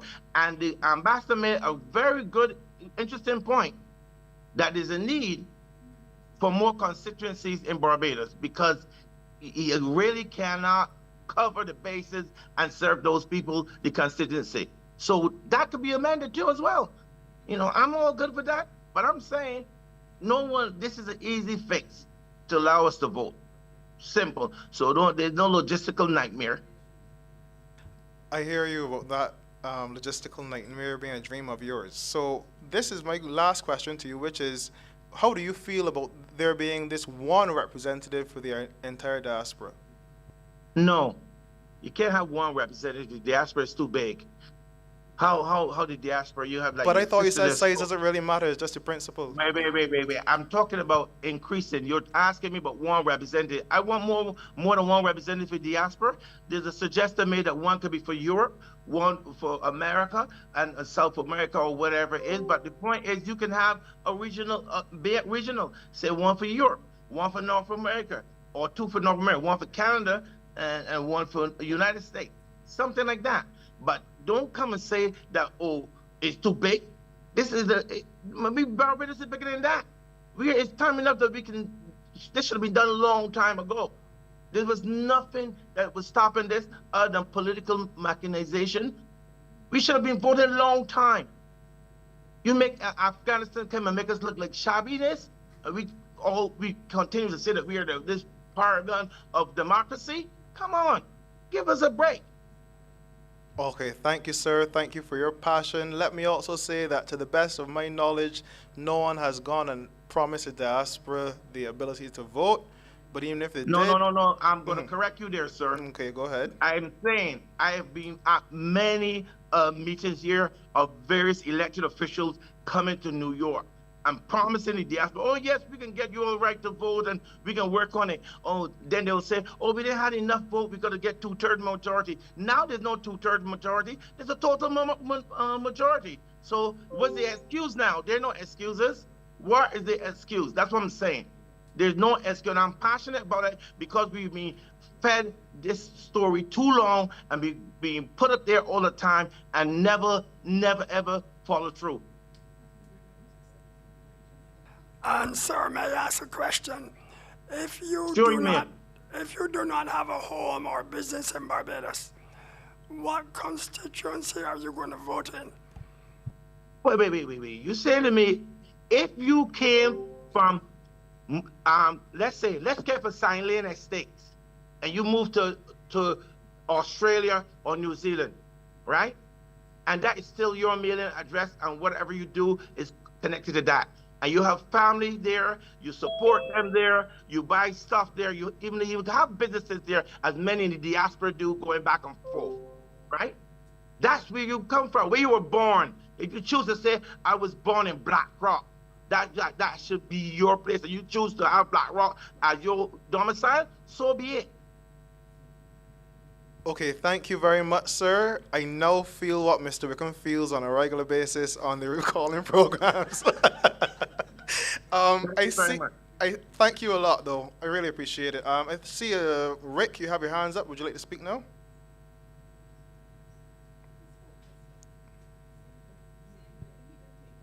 Oh, so Rick, you didn't take down your hand and you have yourself muted. Did you actually want to speak, or should I just go on to the next person? Oh, sorry about that. Sorry, this technology is a bit new to me. What I was saying is that you're right about some sayings being shortened versions. What I was saying is, if the principle of the parliamentary system have served you and worked well, yes, there are modifications because we live in different times. We live in a time of technology. 50 years ago, we wouldn't be able to do this. 50 years ago, we would have to put a pen to paper and write to each other, or pick the phone up and call each other. But we have this technology now that brings us close together, i.e. I'm in London and you're in Barbados. But one other thing I would like to add is that if you're going to bring forward this parliamentary bill, make sure it is fit for purpose and not left with a lot of lingering loopholes to make the whole thing untenable. And that is the only concern about your rebuttal to myself, is that when you bring forward this integrity bill that you just mentioned, that it is fit for purpose and it effectively bring to light. And what I was talking about is a member's register. So any conflict of interest, they have to know it down. I.e., if they're a minister for a certain department and they take a gratuity or whatever, they have to note it down. And if it breaks the rules, then they are subject to scrutiny and they have to take responsibility. And that means that they're expelled from the party or the parliament. Then they have to go back to the people, and the people will decide whether this person is fit to represent them going forward. That's all I wanted to say. I'll take my hand down if it's still up. Thank you for the opportunity to speak. Okay, no problem. You're welcomed. Your hand is down now, so you're good. Are there any Great stuff. Are there any more people who would like to speak right now? Before I go to read some more of the comments. In the meantime, let me just read another comment. Mr. Adrian Hines, not Adrian Clark, the Calypsonian, sorry about that. Parliamentarians must return to be a constituency representative first and foremost. All other representatives, be they lawyers or consultants, have running conversations with their clients. So it must be that a parliamentary representative must occasionally return to the people for their views on pending legislation and seek their views and understanding on it and vote in Parliament accordingly. You also said the political party whip is too strong in Parliament. Ambassador Lynch seems to have been smitten by the American system. In that regard, let's also note that currently, or there's a notion that the Constitution of Barbados does not recognize political parties.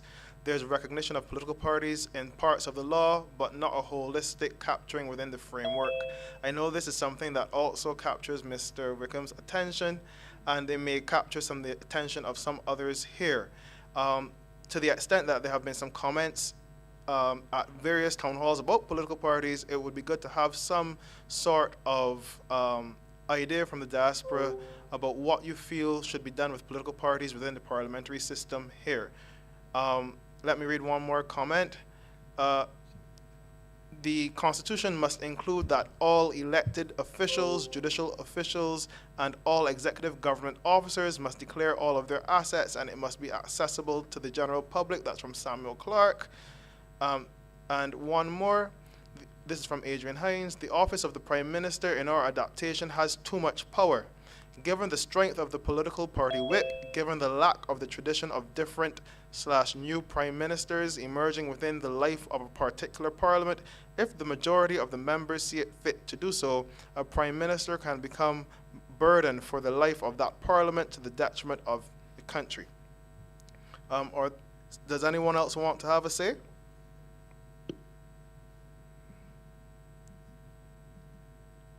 I'm not seeing any more hands at this point in time. Let me just reply then to that last comment from Mr. Hines. To be honest with you, I am one of those people who goes on Wikipedia, goes on different websites, and I search for the longevity of various politicians who've been in office, especially heads of government.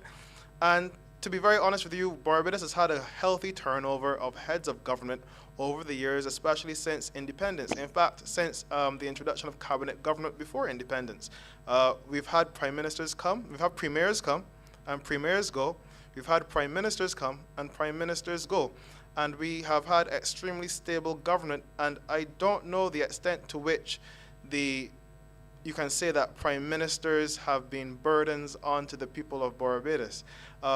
Since I'm here sitting with the Parliamentary Reform Commission, that's as far as I'm going to go with that one. But what I will say to you in relation to that is that at the end of the day, what we've seen in the parliamentary system is that the people of Barbados have had their say on the government of the day. And whenever the people want the government in, they're in. When the people want the government out, they're out. There's never been a situation where we've had governments that have been burdens onto the people.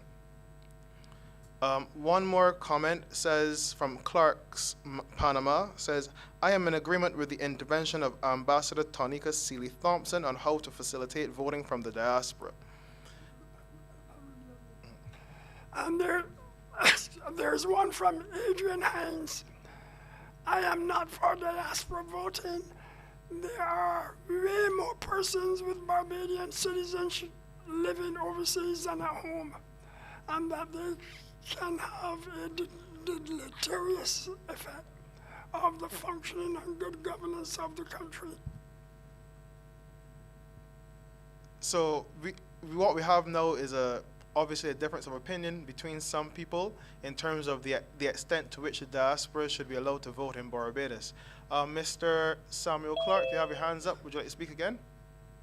Yes, thanks for the opportunity again. There's a great book written by Lani Guinier called Tyranny of the Majority. That's a book should be assigned for reading by the Commission to look. Called Tyranny of the Majority, and proportional representation, which I think must be one of the avenues looked at in the new Constitution. That's all. Thank you very much.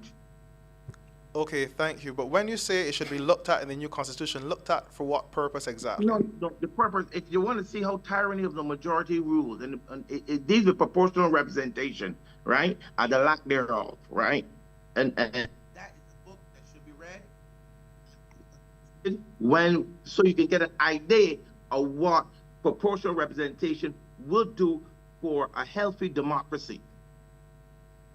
So you're in favor of proportional representation then, right? Sure. Yes, I am. And that's because you think it would have a more stable government? You don't know that everybody will feel that they have a right to say in the process. You know, you can't just get first past the poll is something that's so yesteryear, on a colonial legacy that needs to be done away with. First past the poll doesn't do anything. Look what first past the poll have done. If we had, let's say, 50% of the people voted, right? How much people left home, right? So do you mean that they don't have a say, right? So, you know, it must be looked at. It's serious like that. There's another part of local government that must be involved. The Torn Commission has a very good review of local government being implemented within the Constitution. And I think that should be added in the Constitution, because if you bring it through the Parliament, it can always be done away with by another party in power. But when it is constitutionalized, it is there, enshrined for us and everybody all the right.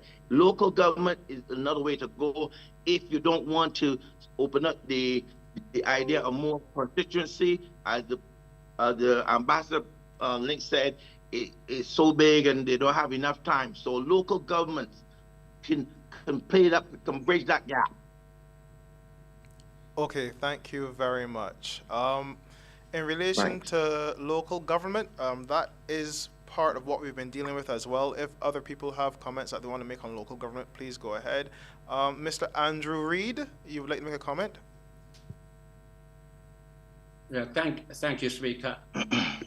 Yeah, first of all, to probably repeat a few things that I said already and confer with them. Well, first of all, I'd like to obviously congratulate Barbados on being a republic. I didn't get a chance to say that before, and I'm well pleased with that. Again, I'd just like to reiterate proportional representation.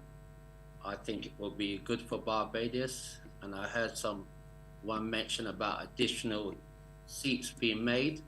That would be also good, because in any political system, I believe there must be opposition. The few that haven't voted, there must be always a good opportunity to have good governance. So, and that thing. As in terms of, we were talked about overseas voting. Personally, living in the UK, I do not want to have my vote to have a more greater vote than the people that live there. Also, I don't want my vote to be able to be over-influence the people in Barbados. But what I would look like my vote to do is to raise our concerns about how the government is run, whether there's a voice maybe at the Senate, at that level, but at some level where our voices can be heard. I think we need to have proper envoys distributed around the country that can gather our voices from the Diaspora, where the country they're from, so that we have a collective from maybe from the UK, from the Americas, from Brazil, Belize, and so we can have a collective of what people have been saying. Lastly, I just want to point, as an overseas person and a trade unionist, if I come and live there to work, how this new republic is going to protect low-paid workers or workers in general, and what improvements they can make being a republic in terms of workers' rights.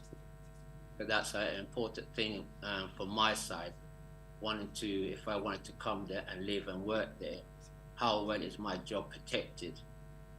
Within the UK, we have strong employment rights, and I believe Barbados is moving towards that, but they are long for short of protecting workers. And that is mine. I'm going to just make my contribution to that.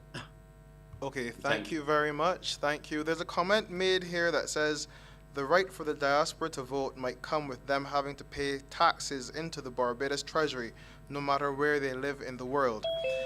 No taxation without representation, right? So no representation without taxation as well. It actually is a principle that comes from Barbados 100 years before America.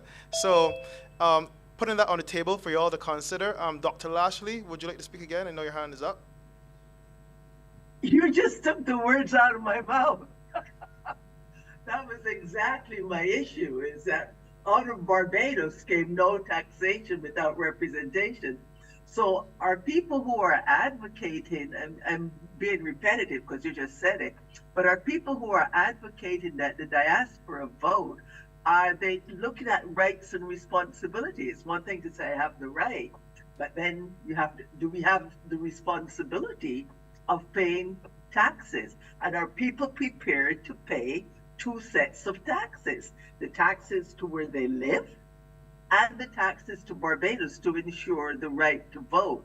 It seems to me that it's a rights and responsibility issue, and I don't know if this has been thoroughly considered, and I certainly think it would need to be thoroughly vetted if we were to go down that route. Thank you. Thank you, Dr. Lashley. Just 1 minute, please. this is a point that we would like everyone to consider. So if you have comments on this or any other points, please go ahead and make them. Universal taxation is a key feature in some countries, such as the United States of America, and of course they have diaspora voting as well. There is a comment here about it says that the diaspora contains different constituents. Some have never been to Barbados. Should they have more of a say than someone who lives there? Only U.S. citizens who pay taxes get to vote. Afghanistan doesn't have a democracy. Are there any other people who would like to have a say? I would just like to respond back to about paying. I don't mind paying as long as I know that it's going to go towards better health care, better workers' rights, and better road systems. Okay, I don't think if we're going to vote and be part of it, I don't think we outside wouldn't mind paying a small fee for that privilege. If it's going to make the people in Barbados, especially when we visit, healthcare, workers' rights, and so forth, are much better and are improved on a yearly basis. If that happens, then I will gladly willing to pay a few pounds towards it. Thank you very much. I think many people here, especially those in government, would welcome your few pounds. So, sir, you congratulated Barbados on becoming a republic, and like I did at the Barbados Community College Town Hall with the young people there, I asked them, how do they feel about Barbados becoming a republic? Is it material to them? Do any of you all have like a strong sentiment in terms of us becoming a republic? Like, what does it mean to you? Sir, maybe you'd like to go first? I don't know, since you did the congratulations earlier. Myself? Yes, please. Yeah, well, yeah. Well, I'm glad that you have independence. Independence is something that a lot of countries want. You know, born in the UK, we have a royal family here, and I heard a lot of things originally that Barbados didn't have its own say in terms of criminal justice, and they have the right to the UK for the Privy Council and so forth. So I'm happy for you to have true independence now. I don't know what that will look like in the future, but I hope that it gives you the opportunity to gain further economic support from diasporas from abroad. It helped us to strengthen what Barbados is all about, and its history, and its legacy, and its contact with Africa, and that connection. So it raises great opportunities at the moment for the Barbados, I believe, in being a complete independent. Okay, thank you, sir. Just to note that not only is Barbados a republic with a president as head of state, but we're also a member country of the Caribbean Court of Justice in both jurisdictions, the original jurisdiction under the revised Treaty of Chaguaramas, and the appellate jurisdiction, so the Caribbean Court of Justice, a completely Caribbean court, is our highest court. Ambassador Seeley Thompson, would you like to speak now? Yes, thank you. Just to say that from my perspective here in Brazil, the fact of us being a republic is extremely important to our brand. It's very important to the way that we are recognized here. The news about Barbados becoming a republic resonated incredibly throughout Brazil. And I think that the question of the decolonization of the systems that constitute government, legislature, and so on. A comment I wanted to make earlier is that oftentimes we might not know that something is broken because we're so used to it. And we might not recognize the extent to which some things might be influenced by a system that was designed for the colonial design's purpose.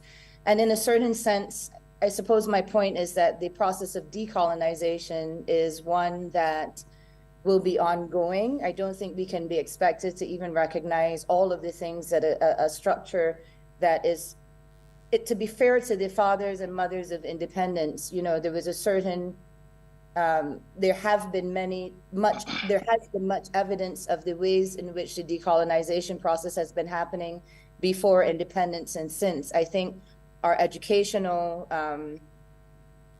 efforts, the design of our syllabus is one of the things that where we can find concerted efforts to ensure that there's a certain amount of content that reflects who we are and, you know, where we want to be, how we want to be seen. Of course, there's always work to be done. A colleague just referenced the more recent efforts to engage with Africa and the African diaspora and associated that with the fact of our being a republic. And I think those things must be more clearly yoked. And certainly the work of the Prime Minister to, on the international stage, to place Barbados's efforts with respect to calling for more fair systems of even international finance are, I think, in concert with everything that has to do with being the determiner of our own futures, of our own presence. And so I think, speaking from the perspective of understanding decolonization, not as a process that happens just so because one declares oneself a republic, but as perhaps a more reflective and intensive process, perhaps one of the things that might be contemplated within the framework of this discussion about what the Parliament looks like is for that ongoing work of decolonization to be something that is of parliamentary import and in fact of institutional import across the board. That is what I felt inspired to say. I think the connection, therefore, between everything that has to do with gender equality, fair representation for marginalized groups, and the consciousness that we have around that is bound up with how we manifest our true sense of freedom in the world. And I would just take a moment to, I reference this a lot as I introduce Barbados and Brazil within my own speaking as the world's newest republic, because it helps many Brazilians to connect to the idea. Professor Hilary Beckles' lecture, I think it was at the Embassy of Washington where he spoke. And he said something that has never left my own consciousness, which is that Barbados, having been the place where the very tools of colonization and enslavement of human beings were developed to the extent that they were, to the extent that the word "to Barbados" becomes used as a methodology for spreading that system, means that Barbados, in seeking to be the freest country in the world now, has almost this ancestral debt. And this is, I think, something of great potency in the world. It has potency at the site of our international relations. It has potency at the site of how we stand in the world. It resonates with the voice of the Prime Minister as she calls for more fairness and justice. And once upon a time, the word justice and even putting the word social justice and diplomacy together may have been things that we would have been less likely to do. But to the extent that democracy and the fight for democracy becomes so important, especially today, as a global, the global relevance of the insistence on true democracy, I think Barbados's reputation, the Barbados brand, the Barbados idea is totally bound up with it, the fact of it being a republic, and it's totally bound up with perhaps all struggles for democracy everywhere. I offer that as a personal perspective, but also of one that I'm able to develop because I have the privilege of serving Barbados in a part of the world where these questions are very important. Thank you so very much, Ambassador. We are in now to our last 40 minutes. We are going to end at 4 Barbados time. We want to thank you for your very keen participation and encourage you to keep making your contributions. We've had over 200 people online at this time on the various channels, and people have been coming and going, joining various streams and coming off again. So there are quite a few people online. I believe that when we track the numbers, we're going to find that we had quite a few hundred people online over the course of the day. You've heard me more than once this evening, so I am not going to lead this session. I am pleased and honored to have with me the Clerk of Parliament, Attorney at Law, Pedro Eastman, and Pedro is the official secretary to the Parliamentary Reform Commission. You've been meeting the commissioners in 1-hour segments during this period, and Pedro is going to be leading this session. Good afternoon, Ambassador Thompson. Thank you very much. Good afternoon to all those who have joined us on this Zoom hall meeting. Good night to some, good morning to some. It's not very often that I get to lead Ambassador Thompson. Over the years, I've advised her on not lead her. So I want to thank her for this opportunity. And I want to say up front that when we're discussing parliament reform, and it's important to note that Barbados in this year is 384 years as a parliament. So we are really the third oldest parliament in the Commonwealth, a mature democracy, mature enough to undertake the reform of its parliamentary system. I know earlier one of the callers said if it's not fixed, if it's not broken, no need to fix it. But we still feel that as a republic, that the aspects of our system that we can reform, and we have started some of that reform ourselves. We this year appointed three standing committees, dealing with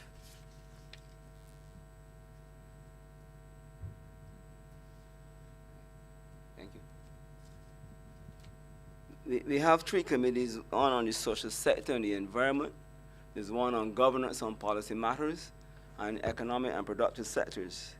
I know some callers earlier had mentioned the introduction of a wider parliamentary committee system to allow the parliament to be,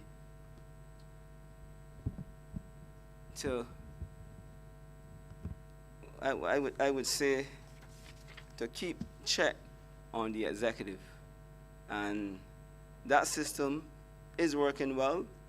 The question, and I know this was raised by Ambassador Noah Lynch, the whole question of a greater number of MPs, the whole question of should MPs be full-time.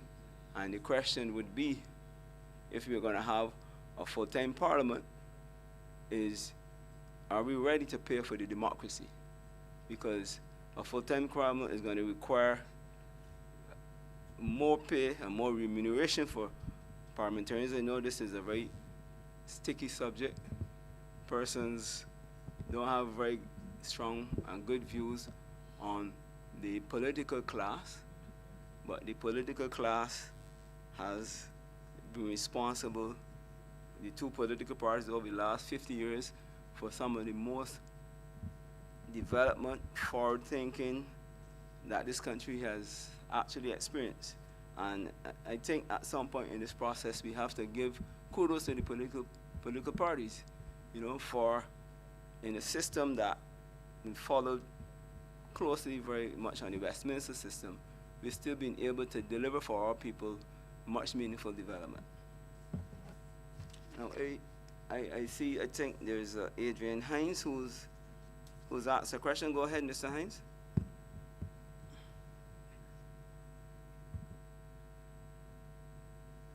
I didn't have my hand up. It was initially, and then it was removed, so I didn't really have a question.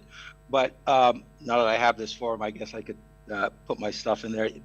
The existing, to me, the glaring ridiculousness of what exists in the current parliament is that we have a cabinet that is so large that the parliament cannot exercise its responsibility, its oversight responsibility. And given that cabinet with its collective responsibility clause and the duality of parliamentarians serving as ministers, clearly that oversight is lost.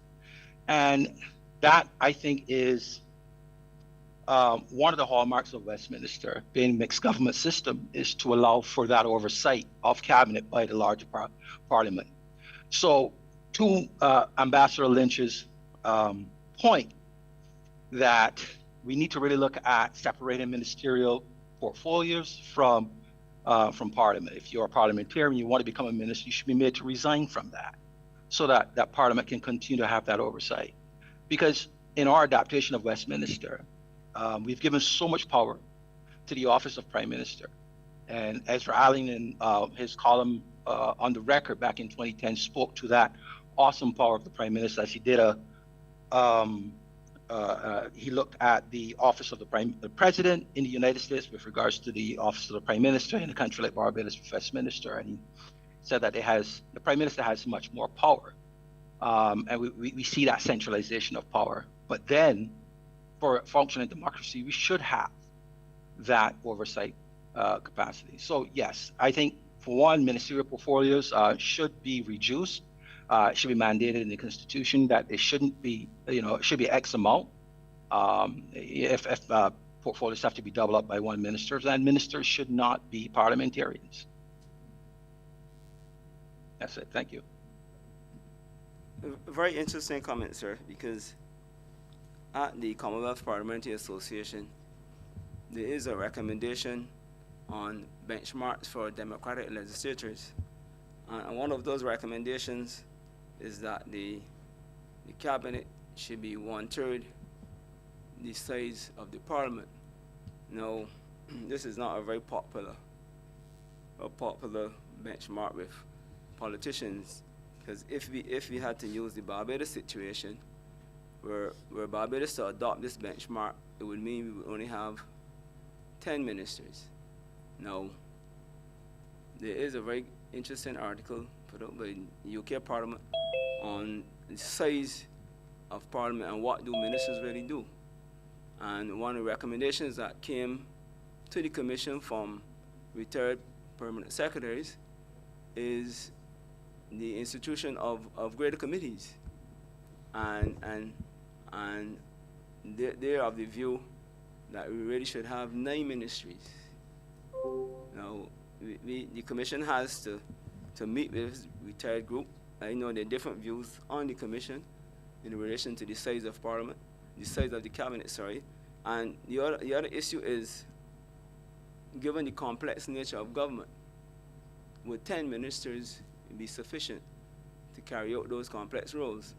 And in order to achieve the oversight function of Parliament, there might be a need to make Parliament bigger, to have greater representatives and more representatives as called for by Ambassador Noah Lynch. But as I said, the call for more representatives, the call for full-time representatives, forces us to address the cost of democracy.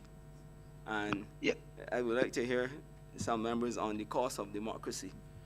I ain't gonna deal with the cost of, and I'm just gonna finish with this, but I think if we agree that for democracy's sake and for the true function of Parliament, that oversight is necessary, then we definitely have to do something about these cabinets going from 16 to 17 to 20 to 28 or whatever, and bring that back into a more manageable expectation. So we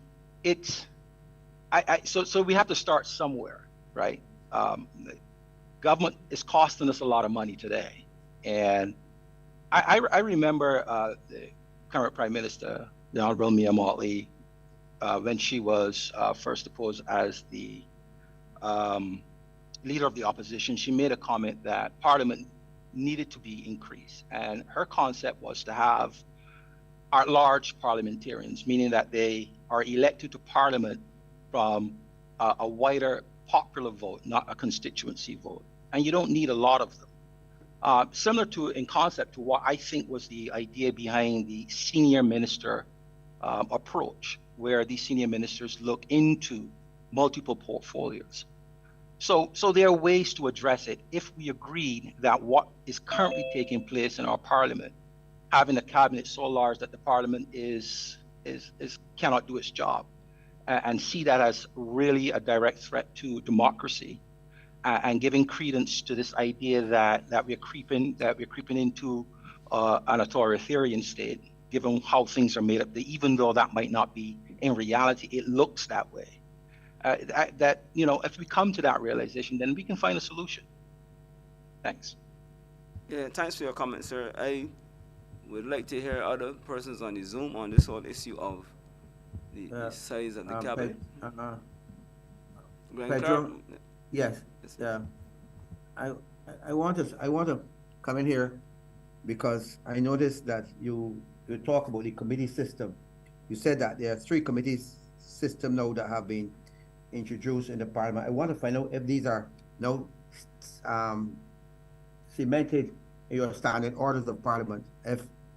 Because we know that governments come and governments go, and we need something that can be established. That there must be oversight committees to look at the financial status of government, and also to look at things like approval and acquisition of land for public purposes. These are things that I believe that should be discussed on a full-time basis. Now, when we talk about full-time parliamentarians, we do not mean that Parliament must meet, let's say, 12 months in any 1 year. Right now, I think you're best able to tell me how many times Parliament meet. I know that there's some years Parliament met over 45 times in that year. But full-time parliamentarians would mean that you have to have an office open for the full year. You have to do things in your constituency. You have to be able to give service. And I think a full-time parliamentarian is important. Now, you asked the question about the cost. The cost of democracy is high. Democracy is high, and the population will have to understand that the cost of democracy is high. The cost of autocracy is even higher. So if you want democracy, you need to understand that it has to be paid for. I do not subscribe to the view that in this day and age, you have parliamentarians who are spending more and more time in the private practices and doing things, but at the same time, you want to introduce another system of government, whether it's local government or whatever. So we need to have, as we go forward in this term, I think on the next term and for the unforeseeable future, we need to look at what system we are going to introduce into Parliament. I believe too that I do not believe that we need to scrap the Senate. I believe that there must be a house where you can review some of the dealings of Parliament, of the House of Assembly, so that I see the role for the Senate. Because if you add the 30 plus the 21, you have 51, and of course you say you need to have, and if you have 2 persons representing the diaspora, you will have 55 persons in Parliament. And I think I subscribe that is a good view. So that I feel that as we go forward, Pedro, we need to look at the whole question of what it is that we want as a nation. I see that democracy is very important, and that we need to, the populace must understand, and accountability is the key here. And my last question is though, the Public Accounts Committee. The Public Accounts Committee. Now, I believe that the Public Accounts Committee, it used to be chaired by the opposition leader. What has become of the Public Accounts Committee? I think that in a case where and if you have, as I said before, that I propose a system of first past the poll plus proportional representation, where you have 30 persons past the poll system and 5 for the proportional representation. In that system, you may have where persons can be assigned to the Public Accounts Committee. The Public Accounts Committee is that committee that is very important, and I think we need to look carefully at its members, and I believe the Auditor General should be a member of the Public Accounts Committee. If not, the chair could be a standing members of that committee. All right, I want to hear your reply on these things. Thank you very much, Ambassador Clark. Now, the Public Accounts Committee, the Auditor General is not a member, but is seen as almost a fixture of the Public Accounts Committee. That certainly in our view, the Auditor General is almost the investigating arm of the Public Accounts Committee, and the reports of the Auditor General are those reports that really fuel any investigation by the committee itself. The challenge that the committee has faced within the last two parliaments, well, initially in the first parliament, the one of 2018, you will remember that we had one of the government members crossing the floor to become leader of the opposition. So the Public Accounts Committee automatically had a chairman. What has happened since 2022 is that we've repeated the situation in Parliament where one party has all the seats, so there's no leader of the opposition. And the Public Accounts Committee Act calls for that committee to be chaired by the leader of the opposition, and or somebody who doesn't support the government. And only this week we had a discussion in the Parliament Reform Commission where there are independent senators on the committee, but because the committee is seen as almost an opposition committee, as it were, chaired by the leader of the opposition, independent senators are very loath to take up the chair of that committee for fear of being seen as in opposition to the government. And that is a real issue, and the Commission has decided that we will seek a legal opinion on that, so we could settle the whole issue of the chairmanship of the committee, so that the committee could really begin to do its work. Now, in relation to the standing committees, the standing orders were amended. You asked the question whether they were enshrined in law. They are in the standing orders, but as you are aware, as a long-serving parliamentarian, you know, a subsequent parliament, because you can't bind a future parliament. A future parliament may decide that they don't want to have these standing committees and could change the standing orders. So what I would say is that, in my experience, those committees that have been formed and have worked, future governments find it very difficult to change, because people can see them working, and the Parliament sees them working, and see that they're in the interest of an efficient parliamentary system, and they are very reluctant to change those things. And the committee system, you know, allows for members to really have a greater role in what the government is doing, and it's of benefit to the government as well. The government gets to see a different perspective, you know, on these things. And the more committees we have, it means that the parliament naturally has to evolve into a full-time parliament.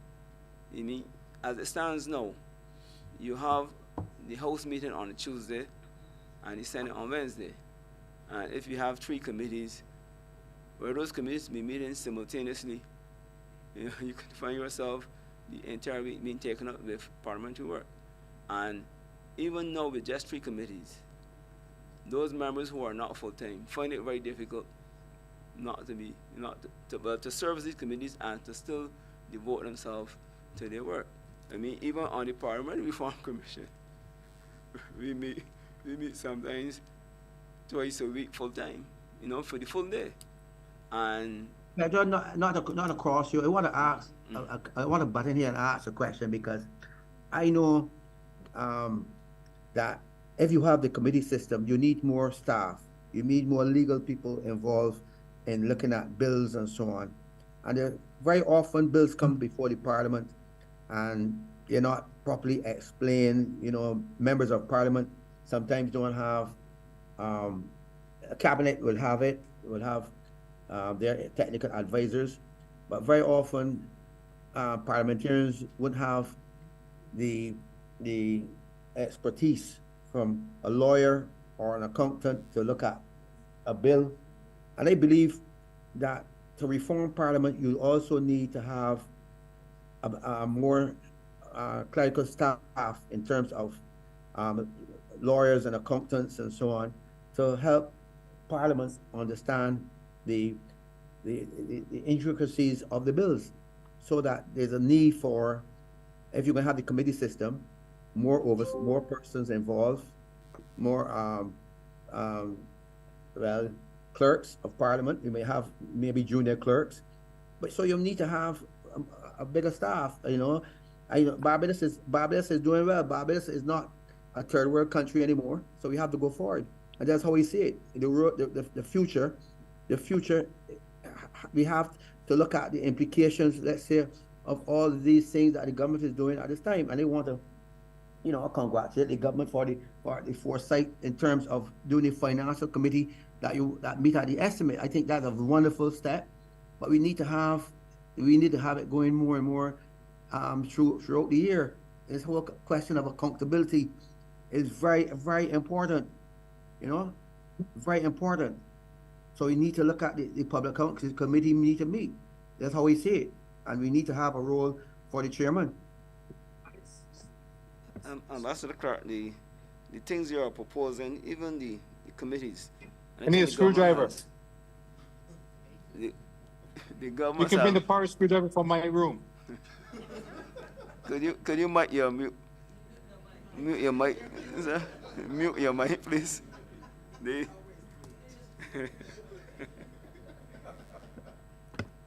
I think when Ambassador Clark, I think when the government established these 3 additional committees, they were told that in time you will need additional staff. But as I say, all these things, additional staff, additional probably legal unit in the Parliament. But you know, we see the 2 Parliament buildings and they look huge from the outside. And we've almost used up all the space in those 2 buildings. And with these additional committees, the time is going to come where we have to, and that's always been my view anywhere, that we should look to acquire some of the surrounding property and have the administrative staff operate from those surrounding buildings and leave the Parliament buildings for members and the offices. Because the moment you have full-time members, the moment you have committees, you need to have more than one room to facilitate the meeting of the committee. And as I said, that is a natural follow-on from, you know, the improvements that we'll be making, and additional costs. It comes back to that all the time. You know, whenever parliamentarians suggest improvements, you know, the first question you hear is, "You don't want more money now?" You know, so as I said, in our 385th year as a parliament, you know, the need for reform, yes, we want to take on that. They need to see, you know, the workings of the Parliament as integral to the democracy, and any proper functioning democracy is a cost. But I think over time that the public will get to see the real benefits of this expenditure. You know, when you have a more efficient government, a more efficient Parliament, delivering what has been promised to our citizens. In relation to the Standing Finance Committee, which now operates at estimates, it is a more comprehensive committee system, which you get more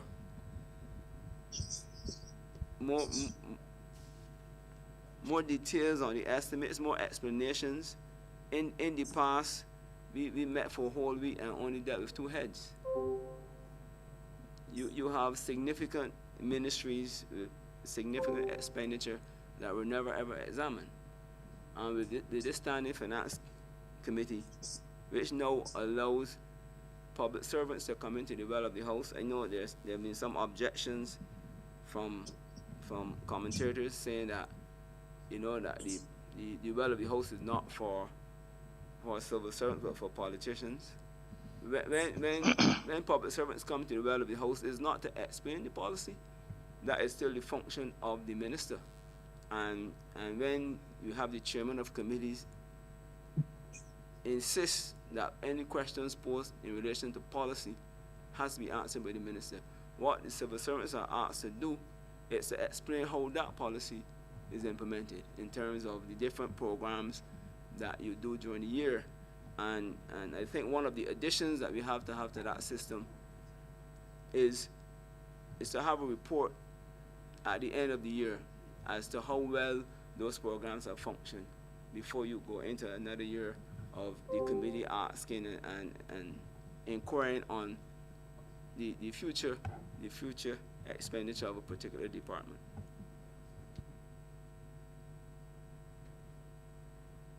Anyone else who wants to make a contribution on this? Committees, the size of the executive,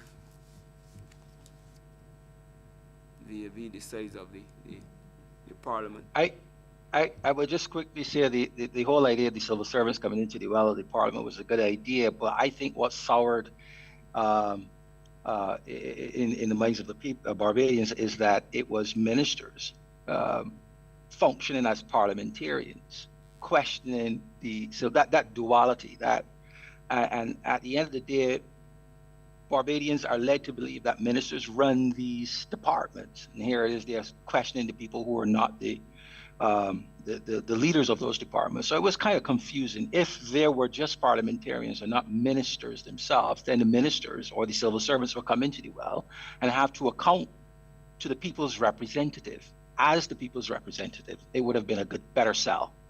But it was that duality of ministers functioning as parliamentarians, questioning civil servants about the running of the various departments that was, to my mind, confusing.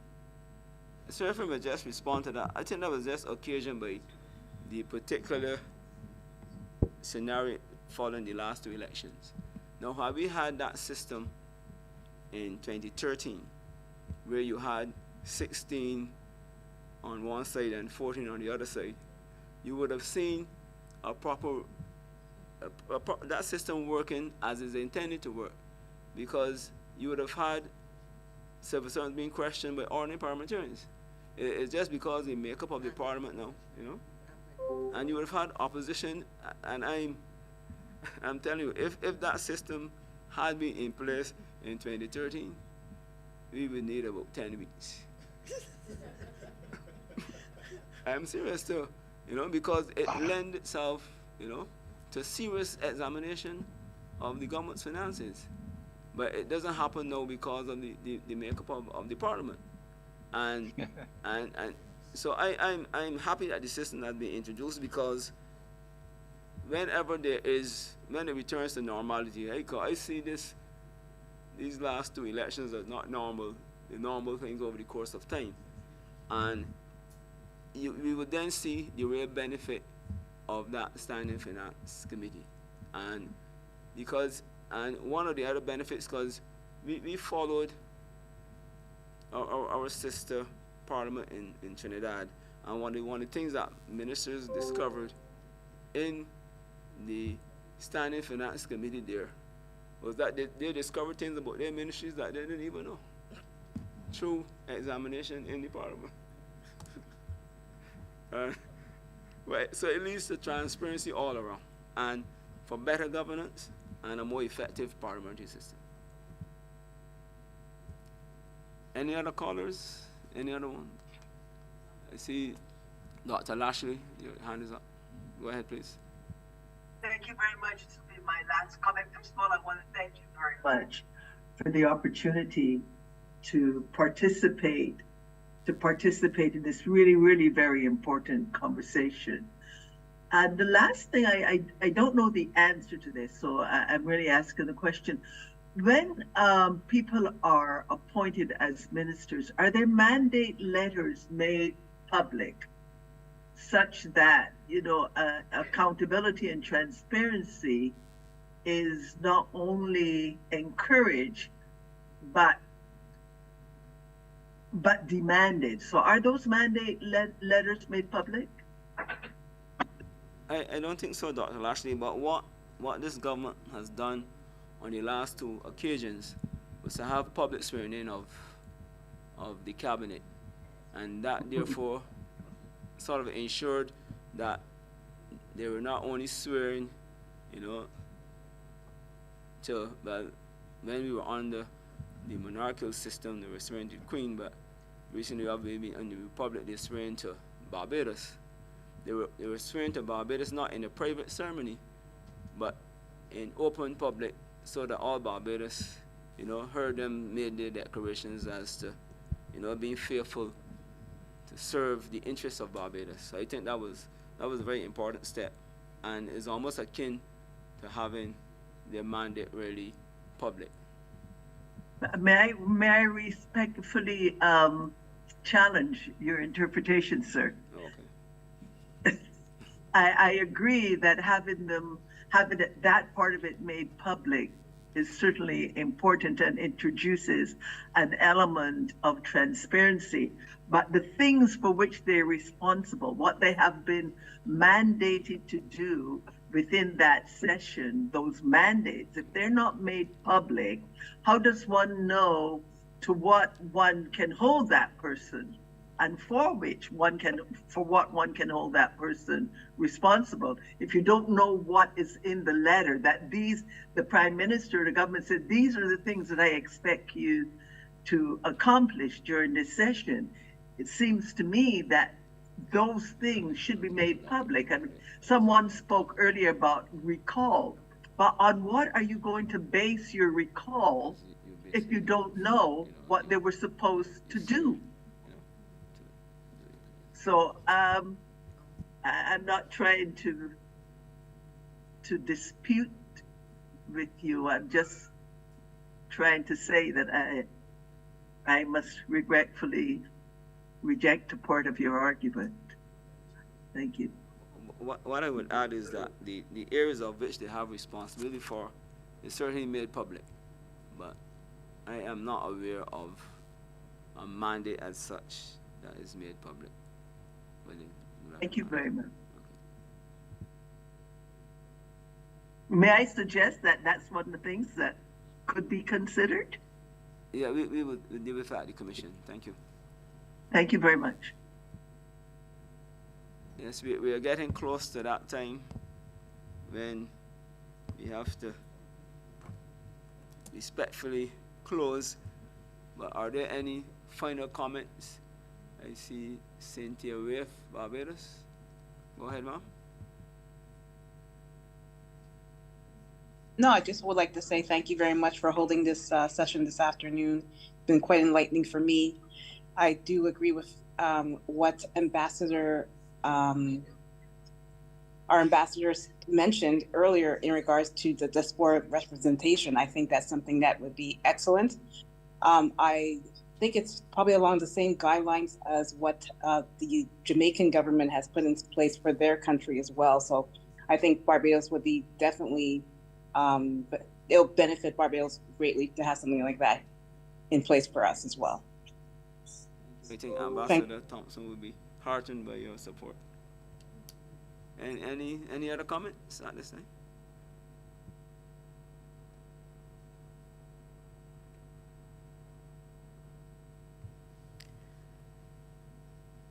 So my phone is telling me that it's 3:59, and we're supposed to close at 4 o'clock. I should therefore like to take this opportunity to thank the staff of the Lloyd Erskine Sandiford Center for the excellent arrangements this evening. Oversight, their entire team has turned out and did a great job. We had some technical challenges at the beginning, but they addressed everything, and we had a clear, uninterrupted stream and no matter what part of the diaspora people messaged us from or came in from, we were able to get them with great clarity, both visibly and audibly. Our ladies doing interpretation for the hearing impaired, Ms. Medford and Mrs. Leons, thank you both so very much for ensuring that members of the community who are challenged with their hearing were able to participate, to join in, and to know what is happening. For those who came out to attend in person, we are deeply grateful to have some warm smiles and a physical presence of others in the room.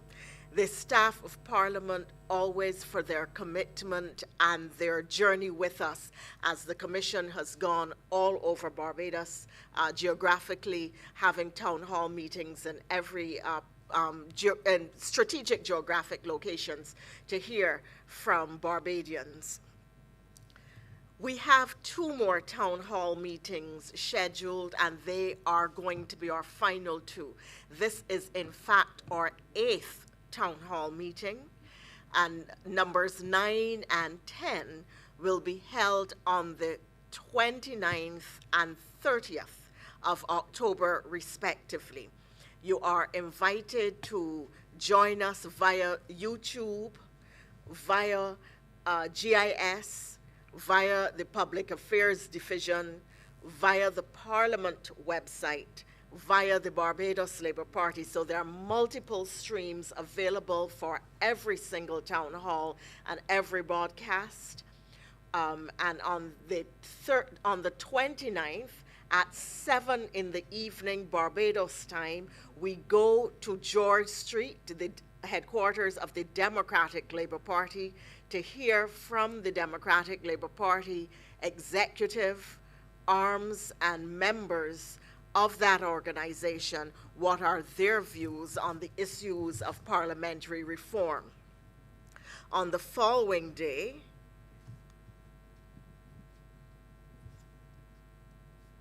the 30th and 31st.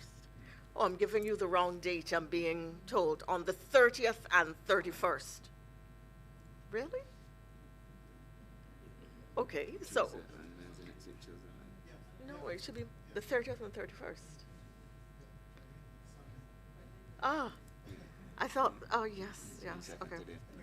Well, you can blame that on the fact that we started at midday and I haven't eaten since breakfast, so blood sugar levels are low. On the 30th and 31st, so just to correct that, we will go to the Democratic Labour Party headquarters on the 30th at 7 o'clock in the evening Barbados time, and on the 31st, the next day, the Tuesday, at 6:30 in the evening, we go to the headquarters of the Barbados Labour Party to hear their members, their arms, and the arms of the party, that is, and their executive at 6:30 in the evening. So all our meetings have been held at 7 o'clock.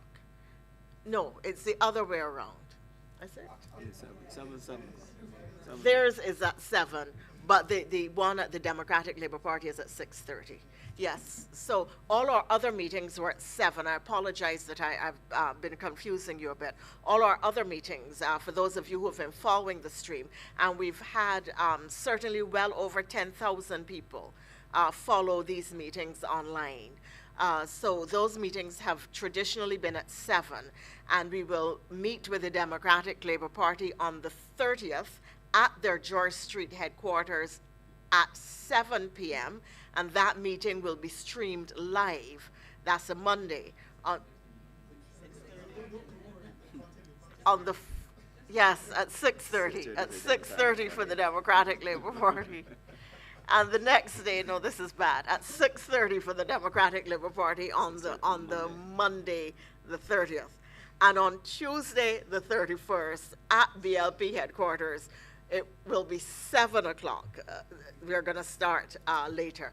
So, and both meetings are going to be streamed. I know that both political parties have strong supporters across the diaspora, and you should be keen to hear, you should be interested in hearing what the parties themselves are going to be recommending or going to be suggesting and saying. I want to thank all Barbadians everywhere, whatever country, whatever time zone you are in, for taking the time to join us this evening, to share your views, to give your opinions, to make your recommendations, to say what is of concern to you and what you want to see our Parliament look like and do going forward. Thank you so very much from all the members of the Commission for being with us these last 4 hours. Some people came in and went out, and we want to thank you all. Thank you so very much, and good evening from Barbados. Good morning, good afternoon, good day. Wherever you are, stay safe.